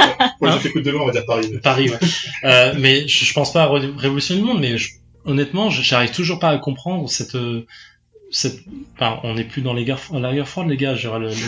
La guerre de la puissance de la console, c'est fini depuis les années 90, depuis la PlayStation, quoi. Genre, avant ça, je dis pas, on se battait ni Super Nintendo, machin, je comprends. C'est vrai. Mais encore une fois, c'était même pas un argument à l'époque, quoi. Mais maintenant, il faut du jeu, quoi. C'est pas les teraflops et les trucs qui... Bien sûr. Je m'éclate plus sur un jeu minimaliste, type Earth Story ou truc comme ça, et pourtant, ça ne demande pas une résolution de malade pour le faire tourner. Ah non, c'est sûr. Ça marche sur des jeux PC. Donc, et là, vraiment, tu t'éclates, quoi. Donc, tu vois, Paper Please, s'il te plaît, quoi. Ouais. Le jeu, il fait 120K, j'exagère, mais tu vois le truc, il tient sur une disquette des années 80, genre bon, c'est pas déconner non plus, quoi, tu vois, et tu passes des heures dessus à t'éclater. j'exagère le trait, mais dans l'idée c'est de dire voilà, genre, un jeu de plus en plus beau, c'est pas, voilà, j'ai posé mon arme. Et ben, on va arrêter de parler de console, on va parler de jeu un peu. Donc du coup, alors juste pour on parlait de FF7 tout à l'heure, souvenez-vous, E3 2015, conférence de folie chez PlayStation, on présente FF7 le remake, tout le monde crie, on présente Shenmue 3, tout le monde crie. 2019, Shenmue 3, c'est de la merde. C'est vraiment moche, c'est un jeu Dreamcast qui sort maintenant. Ils vont pas le killer ce truc, enfin je veux dire au bout d'un moment ça fait... ils peuvent pas. Ça fait combien de temps que c'est sur les Non, mais là ils peuvent pas. En plus il y a du Kickstarter Kickstarter et tout dessus, ils sont obligés de le sortir. Ce qui est très moche, c'est que justement les gens qui ont Kickstarté des collectors exclusifs, et qu'aujourd'hui, Infinity Run sort un collector exclusif aussi, du coup, et en plus, enfin, les gens qui startaient ça il y a 4 ans, à qui on promettait une sortie fin 2017 de mémoire. Putain, mais... Et là, en 2019, c'est un manque de respect. Tout ce projet, c'est une vaste blague. Mais franchement, les marketeurs, ils sont tellement des génies. Tellement des génies, sérieux. Les gars, ils savent que les gens vont balancer des milliers de dollars. C'est beau, c'est beau. Enfin, moi, je sais pas, je peux pas leur en vouloir à ces gens-là, en fait. Non, mais bien sûr. Je peux pas leur en vouloir. Moi, il faut en vouloir aux gens qui se sont dit ça marche. Mais oui, prenez mon argent, mais mec! Ouais, non, c'est triste. C'est sûr que c'était une connerie, quoi. Genre, FF7, à l'époque, quand j'étais content d'avoir l'info, parce que voilà, fan et tout, mais je me suis dit, ok, attends le jeu, quoi. Parce que franchement, ça va, enfin, je donne pas un centime avant, quoi, c'est mort. Mais c'est comme quand le créateur de Megaman a fait un Kickstarter pour Mighty No. 9. Bien sûr. Et qui a, en sortant un jeu très très moyen pour rester poli, a dit, ça sort et c'est déjà pas mal. Enfin, je trouve que c'est un manque de respect pour les joueurs et la communauté, quoi. Mais parce qu'il sait très bien qu'en bossant solo, il a pas la puissance qu'il faut pour quand il était chez Capcom. Genre, c'est logique, en fait. Oui, non, mais bien sûr. Mais du coup, tu te dis, ça donne plus envie de Kickstarter des licences que t'aimes bien, quoi. C'est dommage. Je pense qu'en fait, c'est le problème, c'est le Kickstarter et l'objet qu'on s'en fait aujourd'hui. Ouais. C'est valable sur tous les créneaux, pas que le jeu vidéo, mais il faut arrêter de... En fait, la notion de client et roi, elle est morte depuis longtemps, en fait. Donc il faut arrêter de penser que parce que t'as balancé 100 balles, tu dois avoir un super produit. Bah non, parce que il y a des limites partout, en fait. Il y a une limite marketing, il y a une limite publicitaire, il y a une limite technique, il y a une limite humaine qui font que tu peux pas sortir le... Tu vois, genre, on est plus sur un jeu de Super Nintendo qui demandait moins de temps, moins de monde, en fait. Aujourd'hui, quand tu fais un double A ou un triple A, bah oui, ils pensent que c'est des années de développement. Genre, un triple A, c'est 4 ans, 5 ans de développement minimum, des milliers de personnes, et des milliers d'heures et des milliards d'heures qui sont dépensées, donc il faut arrêter de... Ouais, je sais pas. D'accord, donc je sens un peu trop négatif, mais est-ce qu'il y a des jeux... Désolé. Non, mais enfin, je suis d'accord que Shenmue 3, c'est... Et je suis assez d'accord. Il y a des jeux qui vous ont un peu marqué dans les conférences, toi, Anya? Est-ce que t'as vu des choses un peu coup de cœur? Je suis en panique parce que je sais pas trop répondre à cette question. Je t'avoue que... T'as peut-être pas eu de coup de cœur, en fait. Bah, je pense pas, en fait. Sincèrement, alors j'attendais un peu, peut-être un petit morceau de Bloodline. Ouais. Et j'ai pas vu. Non, mais c'est une purge ce jeu aussi.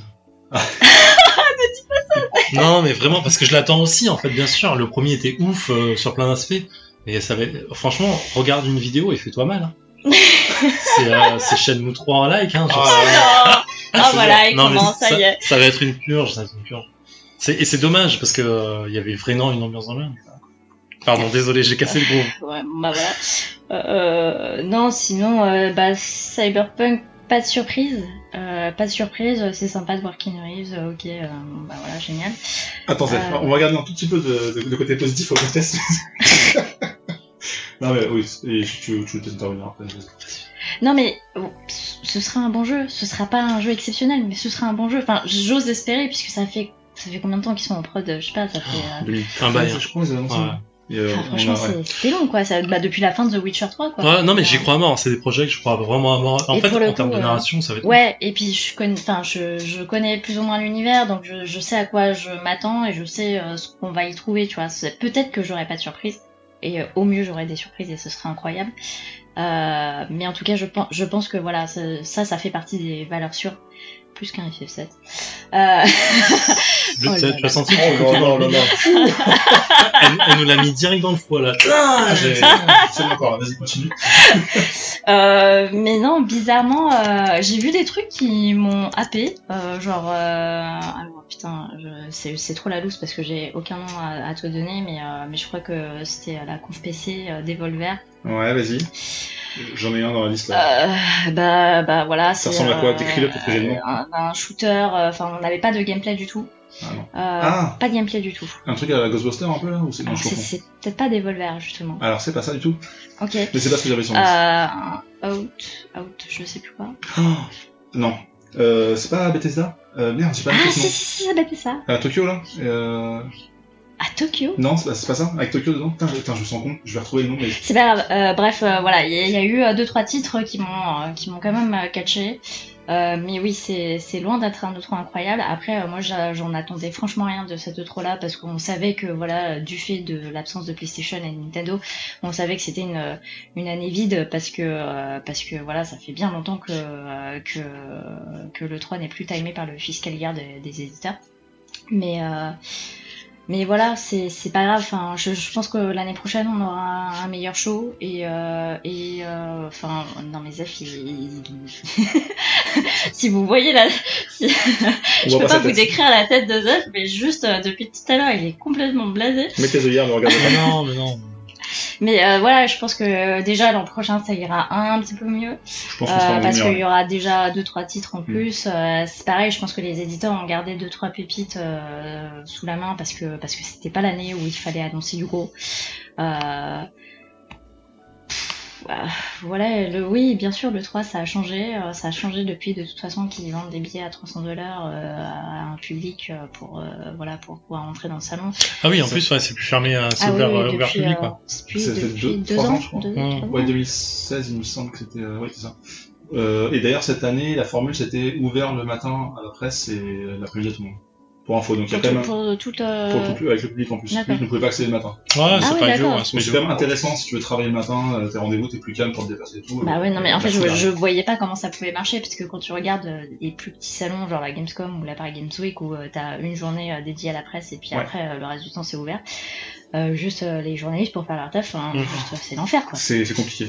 Et le nom, est-ce que c'était Ghostwire Tokyo ou c'était un autre? Non, c'était un autre truc. Je vais essayer de vous le chercher en même temps. Mais... Et bah pendant ce temps, on va peut-être demander l'avis à Zef sur des titres qu'il aurait vus originaux. On va dire pas une suite, pas un truc. Ah putain, c'est chaud. Ah parce que du coup, non, parce qu'en fait, tu vois, je me disais moi et du coup, je rentre en contradiction avec moi-même et c'est beau. C'est Trial of Mana en fait. Je me suis dit putain, en fait, j'ai envie parce que c'est Secret of Mana 2 en Europe qui est jamais sorti, mais j'ai envie de le faire. C'est un jeu que j'ai jamais pu faire correctement à part sur des émulateurs et pas encore entièrement parce que tu prends jamais le temps de le faire. C'est vrai. Mais tu vois, encore une fois, c'est un remake. C'est chiant. Avec du jeu, encore c'est chiant. Ouais. Non, je vais te suivre, Ania, parce qu'en fait, Cyberpunk, évidemment, je l'attends. Parce que c'est des projets que je suis amoureux d'eux depuis The Witcher 2 et que j'ai envie forcément d'avoir un de leurs jeux. Et je pense qu'en narration, ça va être ouf. Il y a le truc de John Wick X, là. Je regarde en même temps les trucs, les mecs qui ont fait un peu Frozen Synapse, qui ont fait un peu dans le même style. Je crois que c'est le mec de Thomas Was Alone qui fait un truc comme ça. J'avais pas fait bien. Ça me fait un peu envie. Un truc qui m'excite très très fort, mais je ne sais pas, j'ai pas pris le temps de regarder, je sais pas s'il y a beaucoup d'infos, c'est le prochain From Software, Sekiro, Dark Souls. Vous connaissez ou pas? Oui, non, je peux vous en parler. Hein. Je regarde ah oui, c'est bon. Qui fait un crossover avec J.R.R. Martin, donc le créateur de Game of Thrones. Et apparemment et ça me donne très envie en fait. Les deux ensemble me donnent très envie. Attends, mais c'est pas ce projet qui en MMO ouvert ou un truc ça. Ouais, mais qui réunit pas que Martin justement. Ah, c'est possible. Ouais. Non, je crois qu'il y a une deuxième tête d'affiche. Alors, j'ai pas envie de me chier dessus, mais je crois qu'il y a un deuxième nom hyper connu. Mais d'auteur ou d'auteur. Robin Hobb, genre un truc genre, tu vois. Mais c'est lui? Non, je sais pas. Non, je pense pas, non, mais... Non, mais voir déjà, voilà. On se rend nos propres projets. Voir Miyazaki, donc créateur de Dark Souls, avec créateur de Game of Thrones, déjà, ça m'a fait un peu tiquer. Ouais. Après, j'ai peur de ce qu'ils peuvent faire, mais c'est Elden Ring. Ouais, Elden Ring, je sais pas. Mais ils nous ont montré des trucs, ça? Franchement, j'ai vu juste ça au moment de l'E3. Parce que moi, je l'ai vu en annexe, en info... Et j'ai rien vu d'autre dessus. Okay. Donc juste ça sur le papier, c'était vendeur. Mais ça a été annoncé au moment de l'E3, je crois. Donc voilà. D'accord. Moi, j'ai noté quelques titres. Et il y a une bande-annonce, effectivement, je suis en train de regarder, il y a une bande-annonce. Ah, Donc voilà. Ils vont trop je vais mauvais. regarder après. 12 minutes. Est-ce que vous avez vu passer ça? Attends, je sais plus quel jour C'est c'était. quoi ça? C'est en fait, c'est un truc indépendant. C'était pas en Microsoft, je crois, Xbox. Et en fait, c'est un des mecs qui a travaillé, enfin, le mec qui a travaillé sur The Witness, notamment. C'est aussi pour ça que c'était. En fait, on est au-dessus d'un appartement, de taille modeste, où il y a un couple qui s'engueule et on sait pas trop ce qui se passe. Et puis d'un coup, l'histoire change et on revit la scène différemment. Et en fait, on vit plein de scènes différentes. Ah oui, j'ai vu. C'est un petit jeu qui m'a hypé de fou. Je pense que ça fait une de mes plus grosses surprises intéressantes, parce que c'est un truc que t'attends même pas et tu sais pas ce que... C'est très narratif, très textuel, et tu dis ça a l'air trop bien. Tu comprends rien. Ça joue, je pense, sur le temps. T'as différentes histoires. T'as la police qui arrive à un moment donné.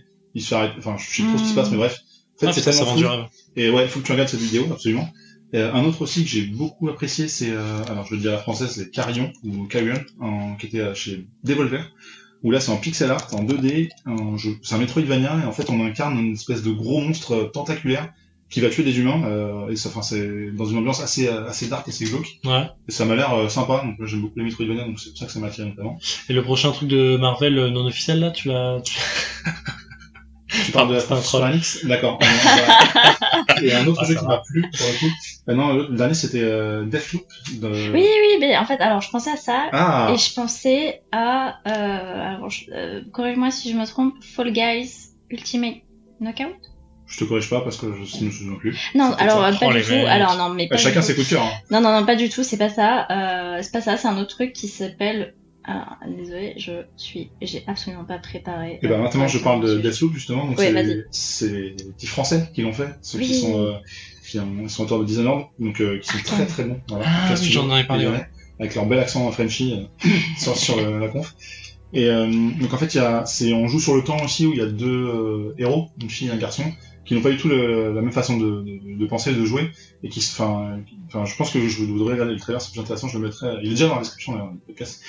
Et en fait ouais c'est sans trop en savoir on va dire sur l'effet de jouer sur le temps, ça m'a attiré en fait parce que on connaît la façon de gérer le level design côté Arcane justement, et je trouve qu'ils sont très bons, et même si Ah, ils savent gérer.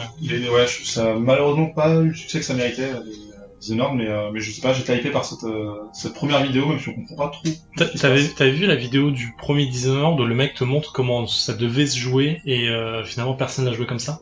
Non. Putain, et le gars il fait une vidéo, je crois qu'il fait quasi tout le jeu, je perds connerie. Bref, en fait, moi quand je revois les vidéos, je vois la fin du jeu. Et le mec en fait utilise exactement les pouvoirs comme il faut pour pouvoir montrer en disant ok, en fait voilà ce que vous deviez faire et ce que le jeu permet de faire en fait. Et le mec il utilise tout comme si c'était mais putain le mec c'est un super héros quoi.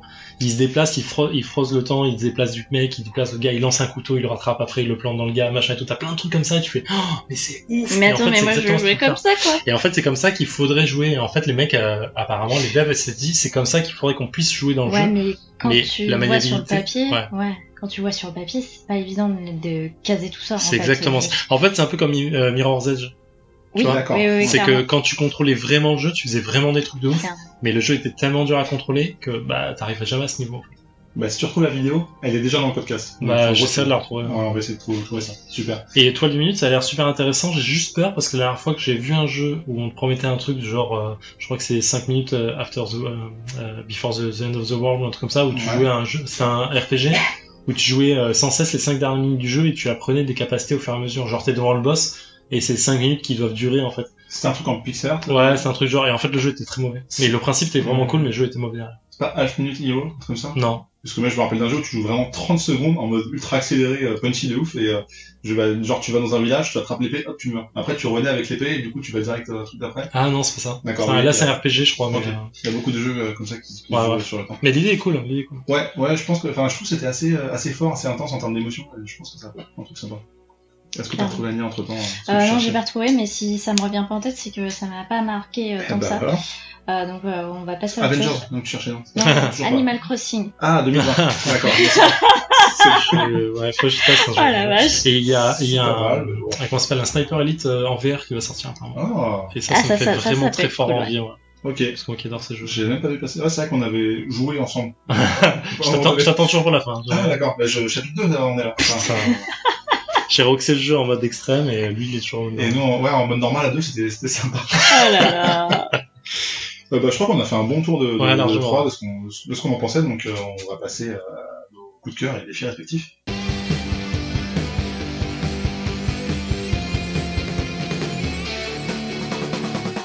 Anya, ça fait un petit moment que t'as pas fait un bilan de tes jeux indés à découvrir chaque mois. Et vu que t'as pas parlé de jeux aujourd'hui, et que t'es pas venu depuis 3 mois, alors, je m'étais arrêtée en mars avec, je crois, Pacify de mémoire, ou si c'était... bon, bref, on s'en fout un petit peu. Non, on s'en fout pas, il faut réécouter les podcasts. Oui, bah voilà. Non, pas toi, les gens qui nous écoutent, bien sûr. Oui,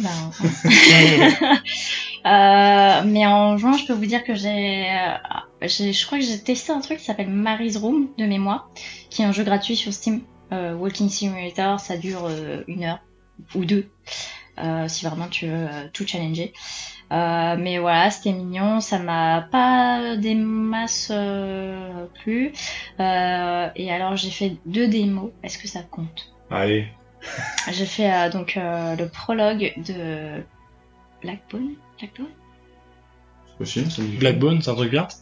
C'est avec un détective pixel art. Okay. Non mais au nom, ça faisait très pirate. Ça va être horrible parce qu'en plus c'est super connu. C'est tête de chat. Chat, non, Black. Alors non, c'est pas Black Sad justement. Ah, ça c'est pas Black Sad, mais c'est un peu. Il y a un jeu Black Sad qui va sortir, je crois. Vas-y. Mais c'est. Non, je pense pas que ce soit celui-là. Bref. C'est l'épisode. Non, je pense pas que ce soit ça. Mais en tout cas, ça y ressemble dans le côté, voilà.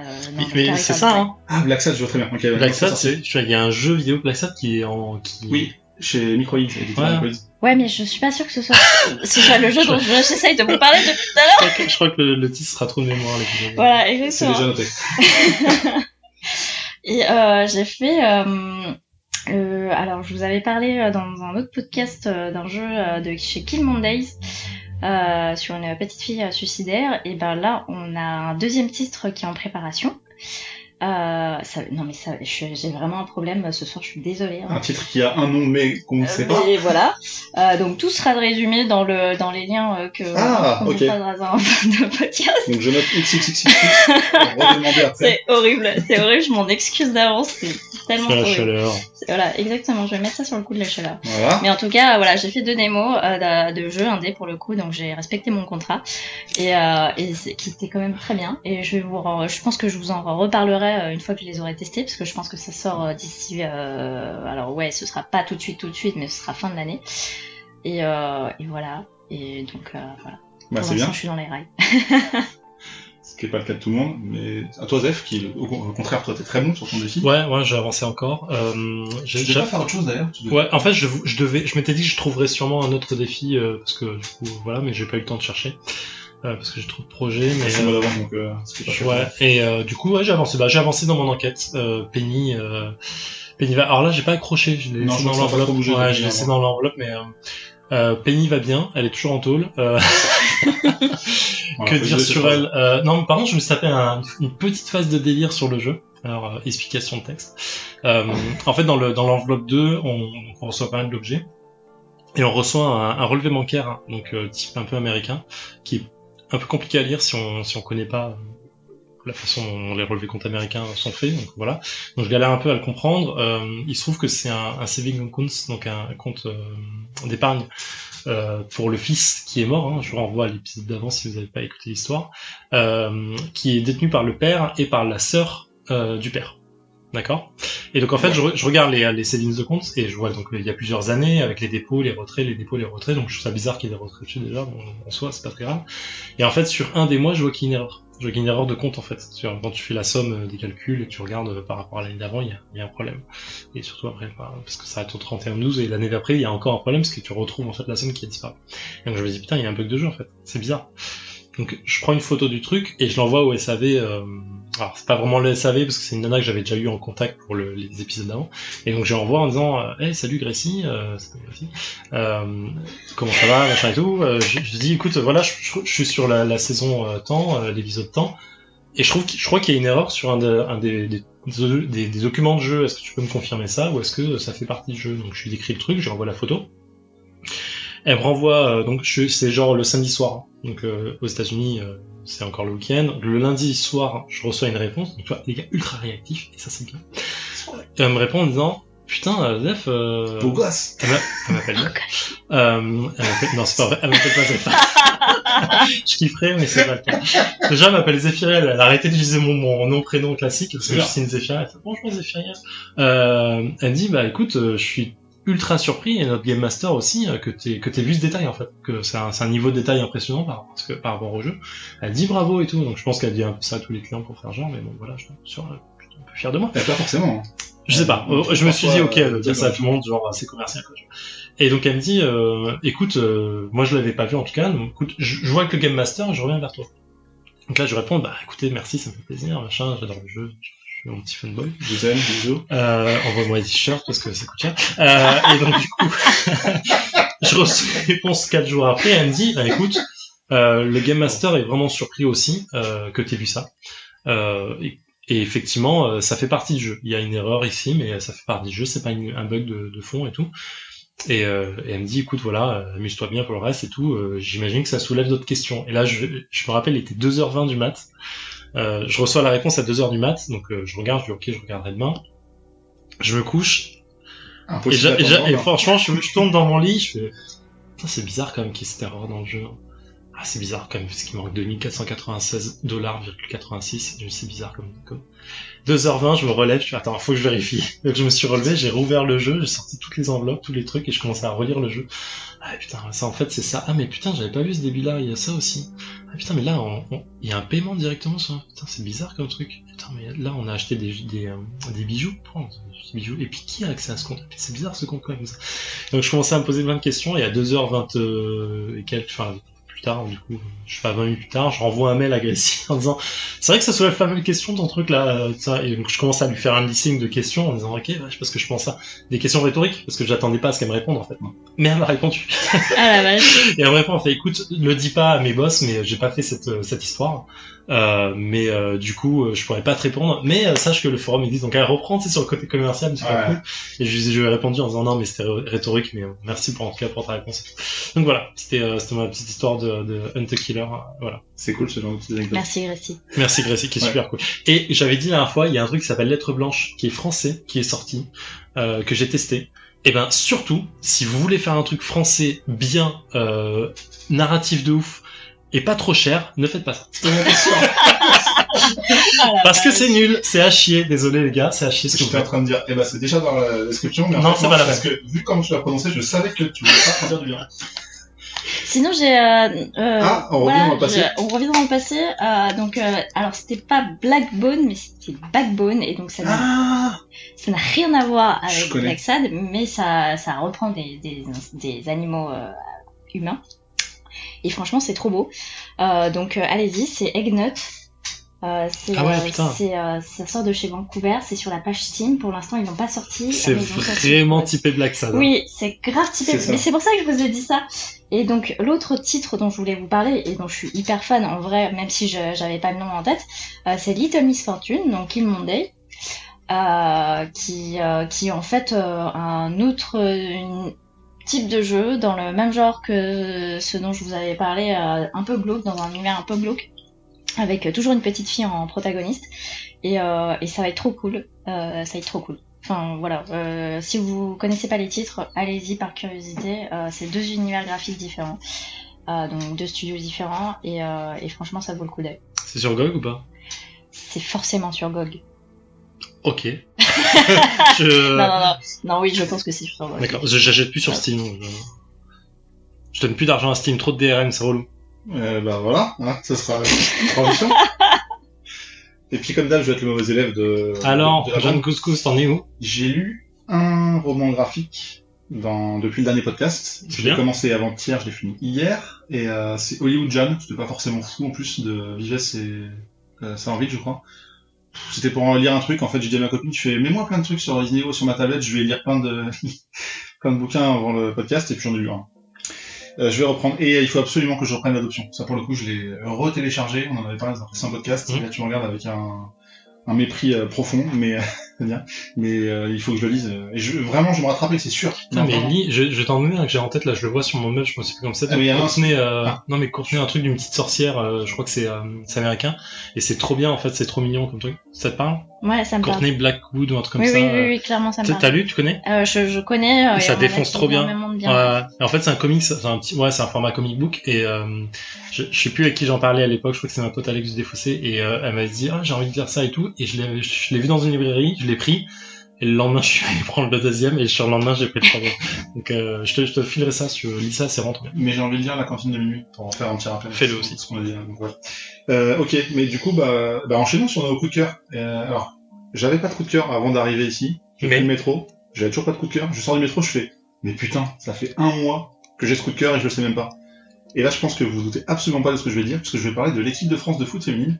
En fait, j'ai suivi la Coupe du Monde qui est encore en cours, mais en tout cas qui est déjà terminée pour la France, donc il n'y a pas de même plus tard. Et en fait, c'est la première fois que je suis une Coupe du Monde des filles en foot de ma vie, et je suis hyper content d'avoir suivi. J'ai vraiment été à fond derrière, et je me suis senti hyper content d'avoir suivi que en 2019. Donc comme quoi, tout le monde peut changer. Mais je suis la Coupe du Monde de foot avec les garçons depuis 1994, et j'ai attendu 2019 pour suivre ça des filles. Donc bref, mais en tout cas, il y a plein de noms de joueuses qui m'ont marqué. J'en ai listé quelques-unes, j'ai mis Torrent, Majerie, Henry, Le Sommer, Renard et Mbok, pour ne citer qu'elles. Et vraiment, j'ai été pris de passion folle et je me dis mais pourquoi j'ai pas regardé avant quoi. Certes, c'est pas la même façon de jouer, physiquement c'est pas pareil, mais ça n'empêche pas d'avoir de la qualité de jeu, d'avoir des beaux trucs. J'ai même été voir un match en vrai, parce que ça a eu lieu en France pour ceux qui n'ont pas suivi, qui était Argentine-Japon, et qui était sans doute le match le plus dégueulasse que j'ai vu de ma vie en football. Il est 0-0 et il s'est absolument rien passé. Mais c'est pas le cas de l'équipe de France, en tout cas parce qu'elles ont fait globalement des beaux matchs. Alors on aurait aimé qu'elles aillent plus loin, mais c'est pas bien en quart de finale contre les plus fortes du moment depuis quelques années, donc les Américaines. Voilà, ils ont perdu 2-1 et on n'était pas loin de passer, donc j'étais un peu triste quand même. Mais bref, ce qui m'a un peu dérangé, c'est qu'au final, c'est tellement pas suivi de la même façon que les garçons. J'ai vu le premier match tout seul chez moi, le deuxième, je devais boire un coup avec une pote et j'ai dit il y a le foot, ça te dérange pas si on regarde. On arrive à 2 dans un bar, il y avait pas d'ambiance, deuxième mi-temps, il y avait pas de son. Je me dis c'était un peu triste quand même, et au final, c'est monté crescendo jusqu'au quart de finale où j'étais au Grand Contrôle à Paris, donc à Gare de Lyon, où il y avait une vraie ambiance et vraiment ça criait, ça chantait et tout, et là j'ai revécu les sensations d'il y a 1 an avec la Coupe du Monde des garçons pour le coup. Et bref, pour moi c'est un gros coup de cœur cette équipe, et là je me dis c'est cool, au lieu d'attendre tous les 4 ans pour une Coupe du Monde, il y en aura 2 tous les 4 ans avec entre les garçons et les filles. Et je suis hyper content, hyper fier d'avoir suivi ça, et voilà, je sais pas si vous avez un petit peu regardé la Coupe du Monde, ou au moins suivi de loin, mais je vous vois pas en train d'avoir autant de toiles dans le jeu que moi. Je me sens seul, mais c'est pas grave. Moi je suis pas oui, voilà. Voilà, mais... Alors le seul truc sur lequel je suis ultra content, c'est que effectivement même sur l'IRS ça en parlait vraiment plus, et je trouvais ça cool que ce soit mis en avant. Vraiment, ça vaut, je pense que ça vaut plus autant le coup que la Coupe du Monde. Moi j'ai une petite anecdote de ma maman qui est pas du tout foot, mais voilà, qui suit les grands événements comme un peu tout le monde. Et qui m'a dit putain c'est incroyable, je suis trop contente de voir des nanas et en fait si tu m'avais dit il y a quelques années que tu aurais voulu être footeuse et que tu passerais à la télé, je t'aurais dit oui tout de suite, tu vois.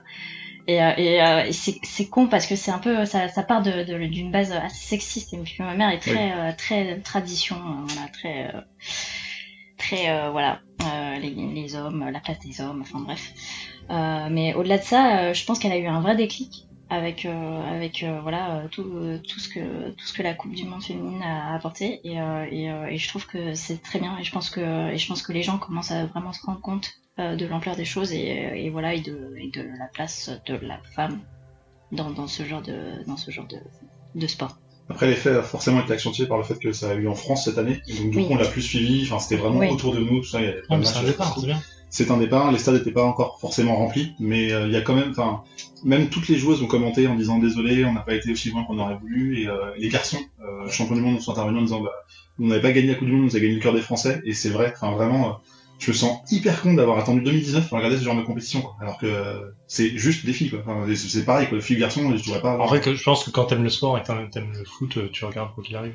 Je pense à un moment, quoi. C'est ça. Mais voilà, donc con d'avoir regardé aussi tard, mais fier de l'équipe, et j'espère que ça va amener à plus de licenciés dans le football, plus de licenciés en football, et plus de ferveur en tout cas envers les Françaises et pas que les Français. C'était mon coup de cœur, voilà. D'accord. À toi, Zef. Ah, moi direct. Ouais, enchaîne. Ok, je vais vous parler d'un petit jeu que j'ai découvert il y a 2 semaines environ. En fait, je revenais du Hellfest avec une pote, et je suis pu en discuter de narration parce qu'elle bosse chez Dontnod, et on parle de narration dans un jeu vidéo et tout, et elle me dit putain, je crois qu'il y a un jeu dont on m'a parlé, la narration est vraiment cool et tout, machin. Et je lui dis, ah ouais, c'est quoi? Elle me fait, un truc avec un bateau, et elle regarde sur le net, elle fait, ah, c'est The Return of Obra Dinn. Ah. Et là, je fais, putain, je connais pas du tout, quoi. Et donc, je regarde sur le net, je fais, ah putain, c'est cool, visuellement, c'est pas mal, quoi. Et donc, je rentre le soir chez moi, je l'achète sur GOG directement. Et je regarde les reviews, 98% de Metacritic, je sais plus quoi, là, donc je vois que ça a l'air pas mal. Et en fait, c'est le mec qui a fait Paper Please. Ouais. Qui a fait ce jeu. Et je crois que c'est un de mes plus gros coups de cœur de cette année en jeu vidéo. Il est tellement putain de ouf. Et je suis vénère parce que j'en ai parlé à des potes qui m'ont dit, mais putain, si on savait que tu connaissais pas, on te l'aurait dit direct, quoi. Et c'est ce que je viens de te dire, même si j'ai pas joué, mais j'ai entendu beaucoup de bien. Ouais. Et en fait, du coup, on joue donc visuellement, ça fait très 8 bits Game Boy. Je pense à Game Boy caméra, ouais. Ouais, c'est un peu ça. Et en fait, tu peux changer dedans le style. Tu peux avoir Amstrad, tu peux avoir tout ça. Et donc, ça fait un peu, voilà, Game Boy. Exactement ça, en fait, Game Boy caméra, t'as raison. Ouais. Et donc, l'histoire, c'est, il y a un bateau qui s'appelle le Obra Dinn, qui est parti faire, c'est un bateau marchand et il est revenu vachement plus tard que prévu en fait. Genre il a disparu en mer pendant un temps et d'un coup il est revenu. Et nous joueurs on incarne une agent d'assurance. C'est fin 19e siècle, je crois que ça va être 1880 ou un truc du genre. Et qui doit monter sur ce bateau parce que tout le monde est mort à bord. Et tu dois monter sur ce bateau et tu as une boussole, tu as un bouquin et une boussole. Le bouquin te sert à noter ce qui s'est passé à l'intérieur et la boussole te sert à revivre les moments des morts à chaque fois. Donc en fait tu rentres, tu arrives sur le pont, il est complètement vide, tu vois un cadavre, tu arrives près du cadavre, t'as ta boussole qui s'active, tu l'actives et là en fait tu entends juste la voix des gens dans leur dernier instant, dans ce qui s'est passé. T'entends, oh, capitaine, vous faites un truc et bam, t'entends un coup de feu.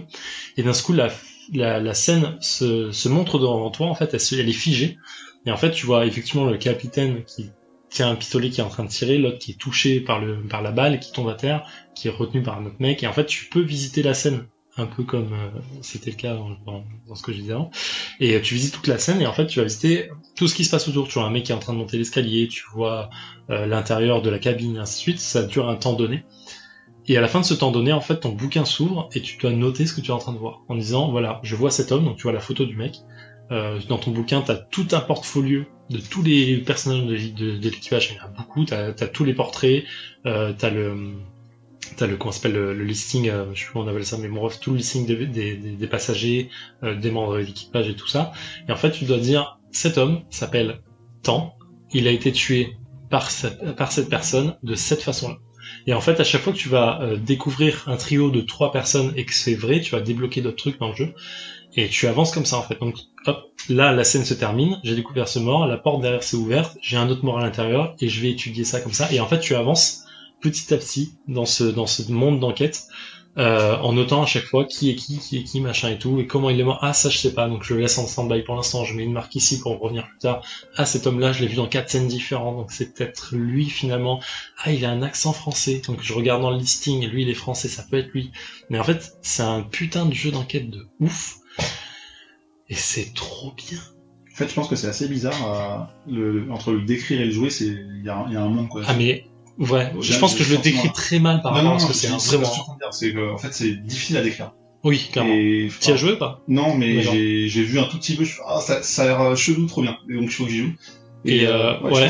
Et en fait, le chapitrage du bouquin est fait de telle manière que tu commences par la fin. Donc, c'est les derniers morts que tu vois. Et en fait, tu vas remonter le temps au fur et à mesure, et c'est clairement du Lovecraft. Parce que genre, c'est très rapide dans le jeu, tu vois des tentacules qui sortent de l'eau, mais genre monstrueuses, tu fais ok, je veux. Et en fait, c'est ouf. Et franchement, chaque putain de détail est ultra important. Vraiment, c'est ouf. Tu vas visiter la scène, tu vois un mec qui est en train d'espionner derrière une porte.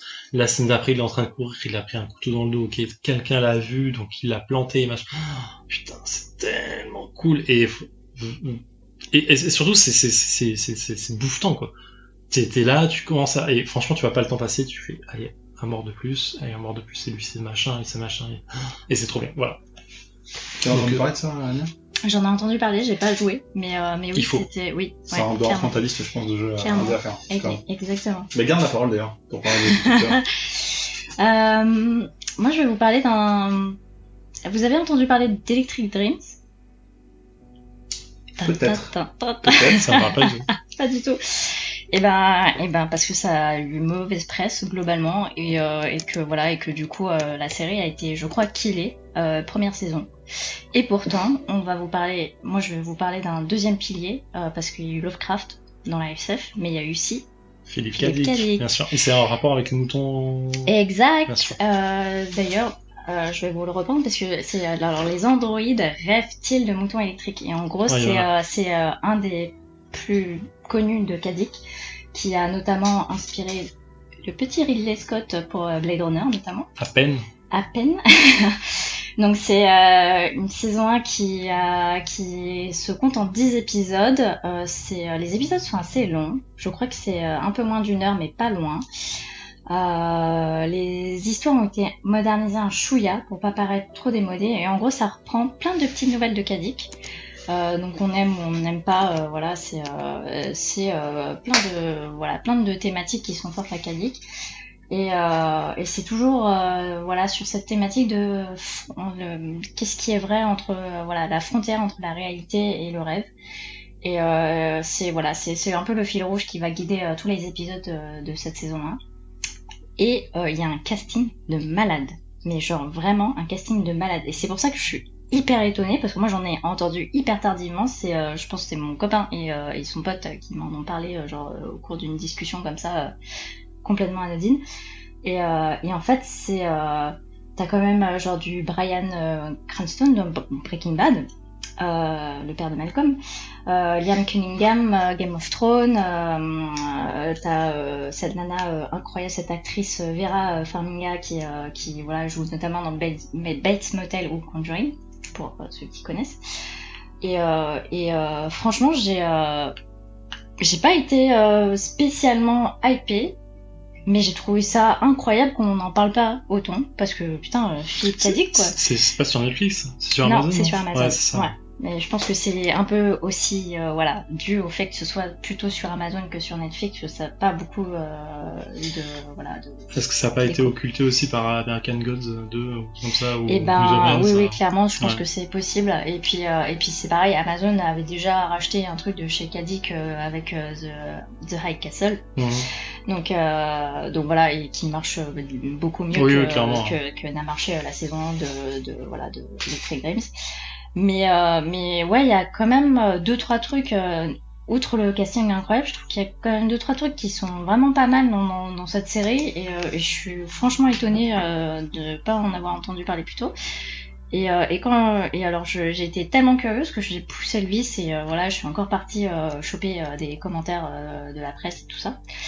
Et en fait, tout le monde l'a bâché, quoi. Globalement, il y a pas beaucoup de monde qui en a dit du bien, et alors, je crois que le summum de l'exaspération pour moi, ça a été de lire un mec qui a quand même sorti, c'est une pâle copie de Black Mirror. Oh Suicide-toi. Non, soit ne te suicide pas, mais quand même, remets en foi. Mais sérieux, quoi. Putain. Surtout quand on voit la dernière saison de Black Mirror, quoi. Ouais, voilà, c'est ça. C'était Black Mirror, d'accord, je sais pas. Et j'ai trouvé ça complètement ouf de faire un parallèle aussi grand. Donc, juste pour rappel, les Philippe K. Dick et les auteurs de Black Mirror, donc je crois qu'ils sont au nombre de 3, j'aurais pas les noms à vous donner, mais ils ont quand même, au minima 40 ans de différence. Donc voilà. Même surtout sans Philippe K. Dick, qui serait nulle part, ces mecs-là. Il n'y aurait pas de Black Mirror aujourd'hui. Exactement, une époque différente. Et puis, putain, K. Dick, quoi. Genre, dénigrer le talent de K. Dick, c'est juste dénigrer tout ce que la SF a offert d'incroyable en termes de génie, de la littérature, quoi. Enfin, je veux dire, enfin, voilà. Moi, ça m'a juste tellement choqué que j'ai trouvé ça absurde, mais j'ai fait, quoi? Genre, je l'ai relu à 2 fois, quoi, genre, et puis ça, enfin, voilà, bref, forcément, moi, je te parle pas d'un mec isolé, hein, je te parle aussi, des Inrock, je te parle non, mais, enfin, voilà, les mecs, ils ont tous fait le parallèle avec Black Mirror, je trouvais ça incroyable autant de... Bah, pour leur défense, c'est devenu quand même un nouveau standard, quoi. Malheureusement, parce que c'est pas la meilleure série du monde. Même s'ils ont révolutionné certaines scénaristiques, la narration est cool, mais la mise en avant, la façon de le faire, elle est pas nouvelle du tout, en fait. C'est ça qui est dommage. Non, mais c'était suffisamment dense et intense dans les premiers épisodes, les premières saisons. Que ouais, mais tu vois, restait en fait, marquant, quoi. tu vois, c'est marrant parce que je suis sûr qu'aujourd'hui, sans la saison 1, ça marque pas autant. La saison 2 est bien, mais sans la saison 1, elle vaut rien, parce que les 2 premiers épisodes de la saison 1, ils ont tellement marqué dans les thèmes approchés et la façon de le donner. Enfin, je rappelle, la saison 1, c'est un mec qui doit baiser une truc devant tout le monde, quoi. Donc tu vois, rien que ça t'accroche de ouf. Dans un sens ou dans l'autre. Soit tu te dis, ok, ça va être trop ouf, soit tu te dis, ok, c'est dégueu, quoi. Et ça marque les esprits, et je pense que c'est ça, en fait, qui a fait fonctionner le truc, quoi. Ouais, alors que tu regardes la Je suis saison peut-être un peu 5, dur, en tout cas les 3 premiers épisodes, Ah. tu te dis, Non, est-ce que ouais. c'est du Black Mirror? Ah, Ouais, j'ai franchement, rabé. ouais. Oh, c'était horrible. L'angoisse, quoi. Mais si on exclut le fait que ce soit des Black Mirror, est-ce que ça leur fait quand même des séries convenables? Non. Ok. Merci pour Non, cette bah, Je aurais été clairement pas cliente s'il y avait pas. clairement. Si c'était pas sponsorisé par Black Mirror. Non mais on te met ça sous les yeux, on te dit pas que c'est Black Mirror. Est-ce que tu penses que tu peux apprécier quand même? Non, Non, mais mais je suis non, complètement d'accord avec toi. Non, je suis pas Et forcément d'accord, franchement, mais j'ai moi, c'est- continué parce que c'était Black Mirror en disant, ok, on peut faire une erreur en voyant le premier, j'ai dit, ok, on peut tous faire une erreur. Enfin, d'ailleurs, on voit les 3 premiers. Le deuxième, j'ai fait, ok, je suis obligé, maintenant il reste plus qu'un, je suis obligé de regarder. Ouais. Mais, comme Mania, quoi. Genre, ça aurait pas été Black Mirror, j'aurais même pas regardé, en fait. 5 minutes, je suis passé, c'est tout de suite. Ah, mais j'ai été au bout en me disant, bon, c'était pas, en fait, tout le monde m'a dit c'est nul, regarde. Je me dis, c'est pas si pourri, mais c'est vrai que c'est pas Black Mirror. Mais je garde pas un souvenir, Il y a aucun billet qui fait que c'est Black Mirror. Zéro. Là, il y a, même la techno en une avancée techno. Non, elle est pas assez mise en avant pour que ce soit ouf. Je sais pas comment dire, elle apporte rien, ça apporte que dalle. C'est Non, mais d'accord, mièvre, là, c'est pas- mauvais, c'est mal filmé, la scénarisation elle est à chier, l'acting il est mauvais, tout. On est tout. de plus en plus négatif dans ce podcast. Ouais, parce que faut que c'est- j'arrête, non, ouais. c'est le pire. Autant la dernière fois, t'avais les étoiles dans les yeux, sauf à un passage. Ouais, j'avoue. Et là, c'est l'inverse. T'as les étoiles à un passage. Ouais. Et encore. Mais bref, on te laisse terminer cette année. Mais oui, voilà, franchement, c'est pas une série incroyable, je vous la vendrai jamais comme ça parce que voilà, j'ai trouvé 2-3 épisodes un peu chiants, à dire vrai. Mais comme tout recueil de nouvelles, il y a des nouvelles que t'aimes, il y a des nouvelles que t'aimes pas. Et mais franchement, ça en vaut le curieux, ça en vaut le coup d'œil. Et parce que c'est Kadik déjà, et parce que ce mec est un génie, parce que voilà, en termes d'anticipation, je trouve que voilà, on aura beau redire et voilà, on aura beau médire sur la façon dont il écrit, je m'en fous, c'est juste culturellement un mec incroyable et je pense que rien que pour la culture G, ça vaut le coup d'œil, voilà. Donc voilà, c'est tout ce que j'avais à dire. Et c'est très bien. Merci. Bah, merci pour vos coups de cœur. On va faire un rapide récap sur les chroniques donc on a pu présenter aujourd'hui. Donc c'est toi, Zef, qui avait commencé avec The Sinking City. Ensuite on avait enchaîné avec la cantine de minuit avec Anya, et puis on a parlé de l'E3, plus ou moins en bien. En tout cas on a donné nos avis. Et puis on va pas reparler des différents coups de cœur, coups de gueule, vous appelez ça comme vous voulez, hein, ça commence à changer de nom un peu. Et du coup, bah merci pour vos chroniques. Est-ce qu'on peut faire un petit tour de table pour savoir où est-ce qu'on peut vous retrouver? À toi, Zef, je te regarde. Sur le défaussé, parce que c'est ce qui prend le plus de temps et là où je mets le plus en ce moment. Donc voilà, sur le défaussé, c'est un podcast qui parle de jeux plateau, jeux de rôle. Enfin, pas encore jeux de rôle, mais on va le faire. Voilà, jeux de plateau, jeux de société. Il y a un petit teasing. Non, ça fait un moment qu'on essaie de le faire, c'est juste que le jeu de plateau c'est facile à organiser pour les enregistrements parce que en général c'est vite limité dans le temps, tu joues 1 heure, maxi 2. Le jeu de rôle ça demande comme plus d'organisation, ça demande des gens, ça demande un scénario, ça demande du jeu et ça prend plus de temps, donc voilà, c'est pas facile à faire mais on essaie de le faire. Mais on fait beaucoup de jeux de plateau et il est très bon. Et là on a beaucoup de choses bien qui arrivent, on a fait PEL, on a enregistré 5 interviews super intéressantes avec des mecs super cool. On a vu Charles Chevalier qui avait fait Abyss et pour parler de son nouveau jeu Conspiracy justement dans le monde d'Abyss qui sort, et c'est vraiment cool, c'est une personne formidable et globalement tous les gens dans ce milieu sont encore très cool parce qu'il n'y a pas beaucoup de fric, que ça voilà, c'est très négatif ce que je viens de dire. Voilà, c'était super cool. PEL c'était très bien, j'ai kiffé ma race et c'était un très bon moment, donc il faut y aller. Et tu parles de différents projets, etc. On va t'en parler. Il y a eu notamment un cross avec Comics Podcast, je crois, défaussé. Oui, ouais, on a parlé de Delboy, ouais. Parce qu'on faisait le jeu de plateau Delboy qui est sorti en KS cette année, Kickstarter, qui a bien cartonné évidemment parce que c'est Hellboy, et qui est bien, c'est un bon jeu de dungeon crawler, donc on a fait un petit crossover avec Comics Podcast. Très bien. Il y a un lien plus bas là. Voilà, si tu scrolles un petit peu pendant que t'écoutes dans le métro, là coincé dans la ligne 13 ou une autre ligne. L'interest qui fait partie du top 5 mondial des lignes les plus fréquentées au monde. Oui. Mais ce n'est pas le sujet, puisque Ania, Ania. toi, faut te trouver.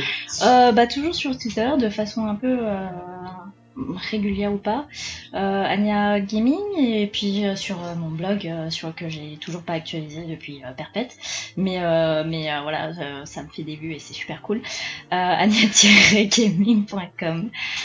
Eh ben super, n'hésitez pas, comme d'habitude, hein, on s'abonne partout, Spotify, Podcast Addict, Apple Podcast, ce que vous voulez. Tant que vous nous écoutez, c'est important, comme ça vous ratez pas les prochains épisodes qui, vous l'avez remarqué, sortent tous les deuxièmes mercredis du mois. On est assez régulier maintenant, donc c'est cool. Et puis on fait la pub auprès des copains, bien sûr. On prend le téléphone de ses potes, on met des étoiles. Donc la dernière fois t'en avais dans les yeux, je sais pas combien t'en avais. 1000. Non. Ah, 5. Ouais. Le truc il est meilleur quand il faut compter les étoiles. Ouais, j'avoue, ouais. Donc entre 5 et 1000, enfin, si ça marche 1000 étoiles vous les mettez, mais au pire vous mettez 5 sur Apple Podcast, comme ça vous aide au référencement et c'est un certain remerciement pour nous. Et puis on se retrouve le mois prochain. Alors attends, je sais pas si on fait un épisode le mois prochain ou si on diffuse le pilote où on a parlé de sujet. Je me souviens même plus de ce pilote. Alors, je me souviens pas de tous les sujets, mais je m'en souviens d'un. Je suis désolé Ania. Ah non, On a parlé de Sea of Thieves. alors. Et moi j'ai trouvé. Ouais, mais non, mais c'est le pire.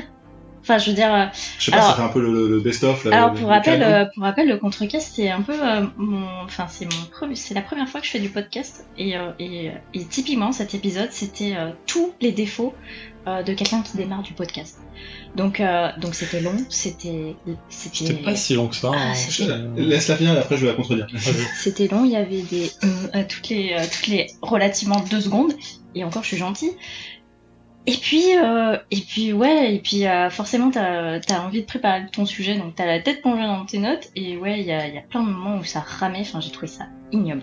Ouais, mais alors, donc je suis pas d'accord. Alors c'était long peut-être, je me souviens plus des durées des sujets, mais c'était la première pour, pas que toi, c'était aussi la première pour nous, puisque... Oui, en tant que groupe, oui. En tant que groupe, et pour le coup, moi j'ai trouvé ton sujet de Sea of Thieves, donc qui était sorti à l'époque, ultra intéressant, parce que la manière dont tu la racontes, alors du coup je suis en train de le teaser de fou là, donc on est obligé de teaser. Non, là, tu racontes, je trouve, c'est hyper bien parce que tu parles de l'annonce jusqu'à la sortie, jusqu'à l'achat, jusqu'au jeu. Et franchement, moi je trouve que tu nous as transporté dans ton bateau, dans ton histoire. et je trouvais ça hyper intéressant et hyper drôle à écouter, à réécouter même, je l'ai réécouté plusieurs fois. Ouais, c'est pour ça que je te trouve. Bon, après, on est toujours négatif avec ça, mais je te trouve trop négatif. J'en ai pas un mauvais souvenir. Moi. Bah, c'est l'épisode de la négativité. Enfin, je veux dire, on continue. C'était trop de mémoire au début, mais. Ah oui, pardon, d'accord. Non, mais ouais, mais non. Mais non, je pense que ouais, on peut le mettre, tu veux. Moi, je pense que ça peut être marrant d'avoir un spécial été. En fait, t'as envie de faire une pause. Non, c'est pas ça. La vérité, c'est qu'on a envie de partir en vacances. Non, mais certes, on a chacun des vacances respectives, mais je pense que ça peut être pas mal. Allez, on va faire ça. Moi, je suis chaud. Allez, voilà, ce sera l'épisode 0 qui sera au milieu juste après le 10. Très bien. Et ben, on se retrouve dans un mois. Allez, salut. Ciao. Ciao.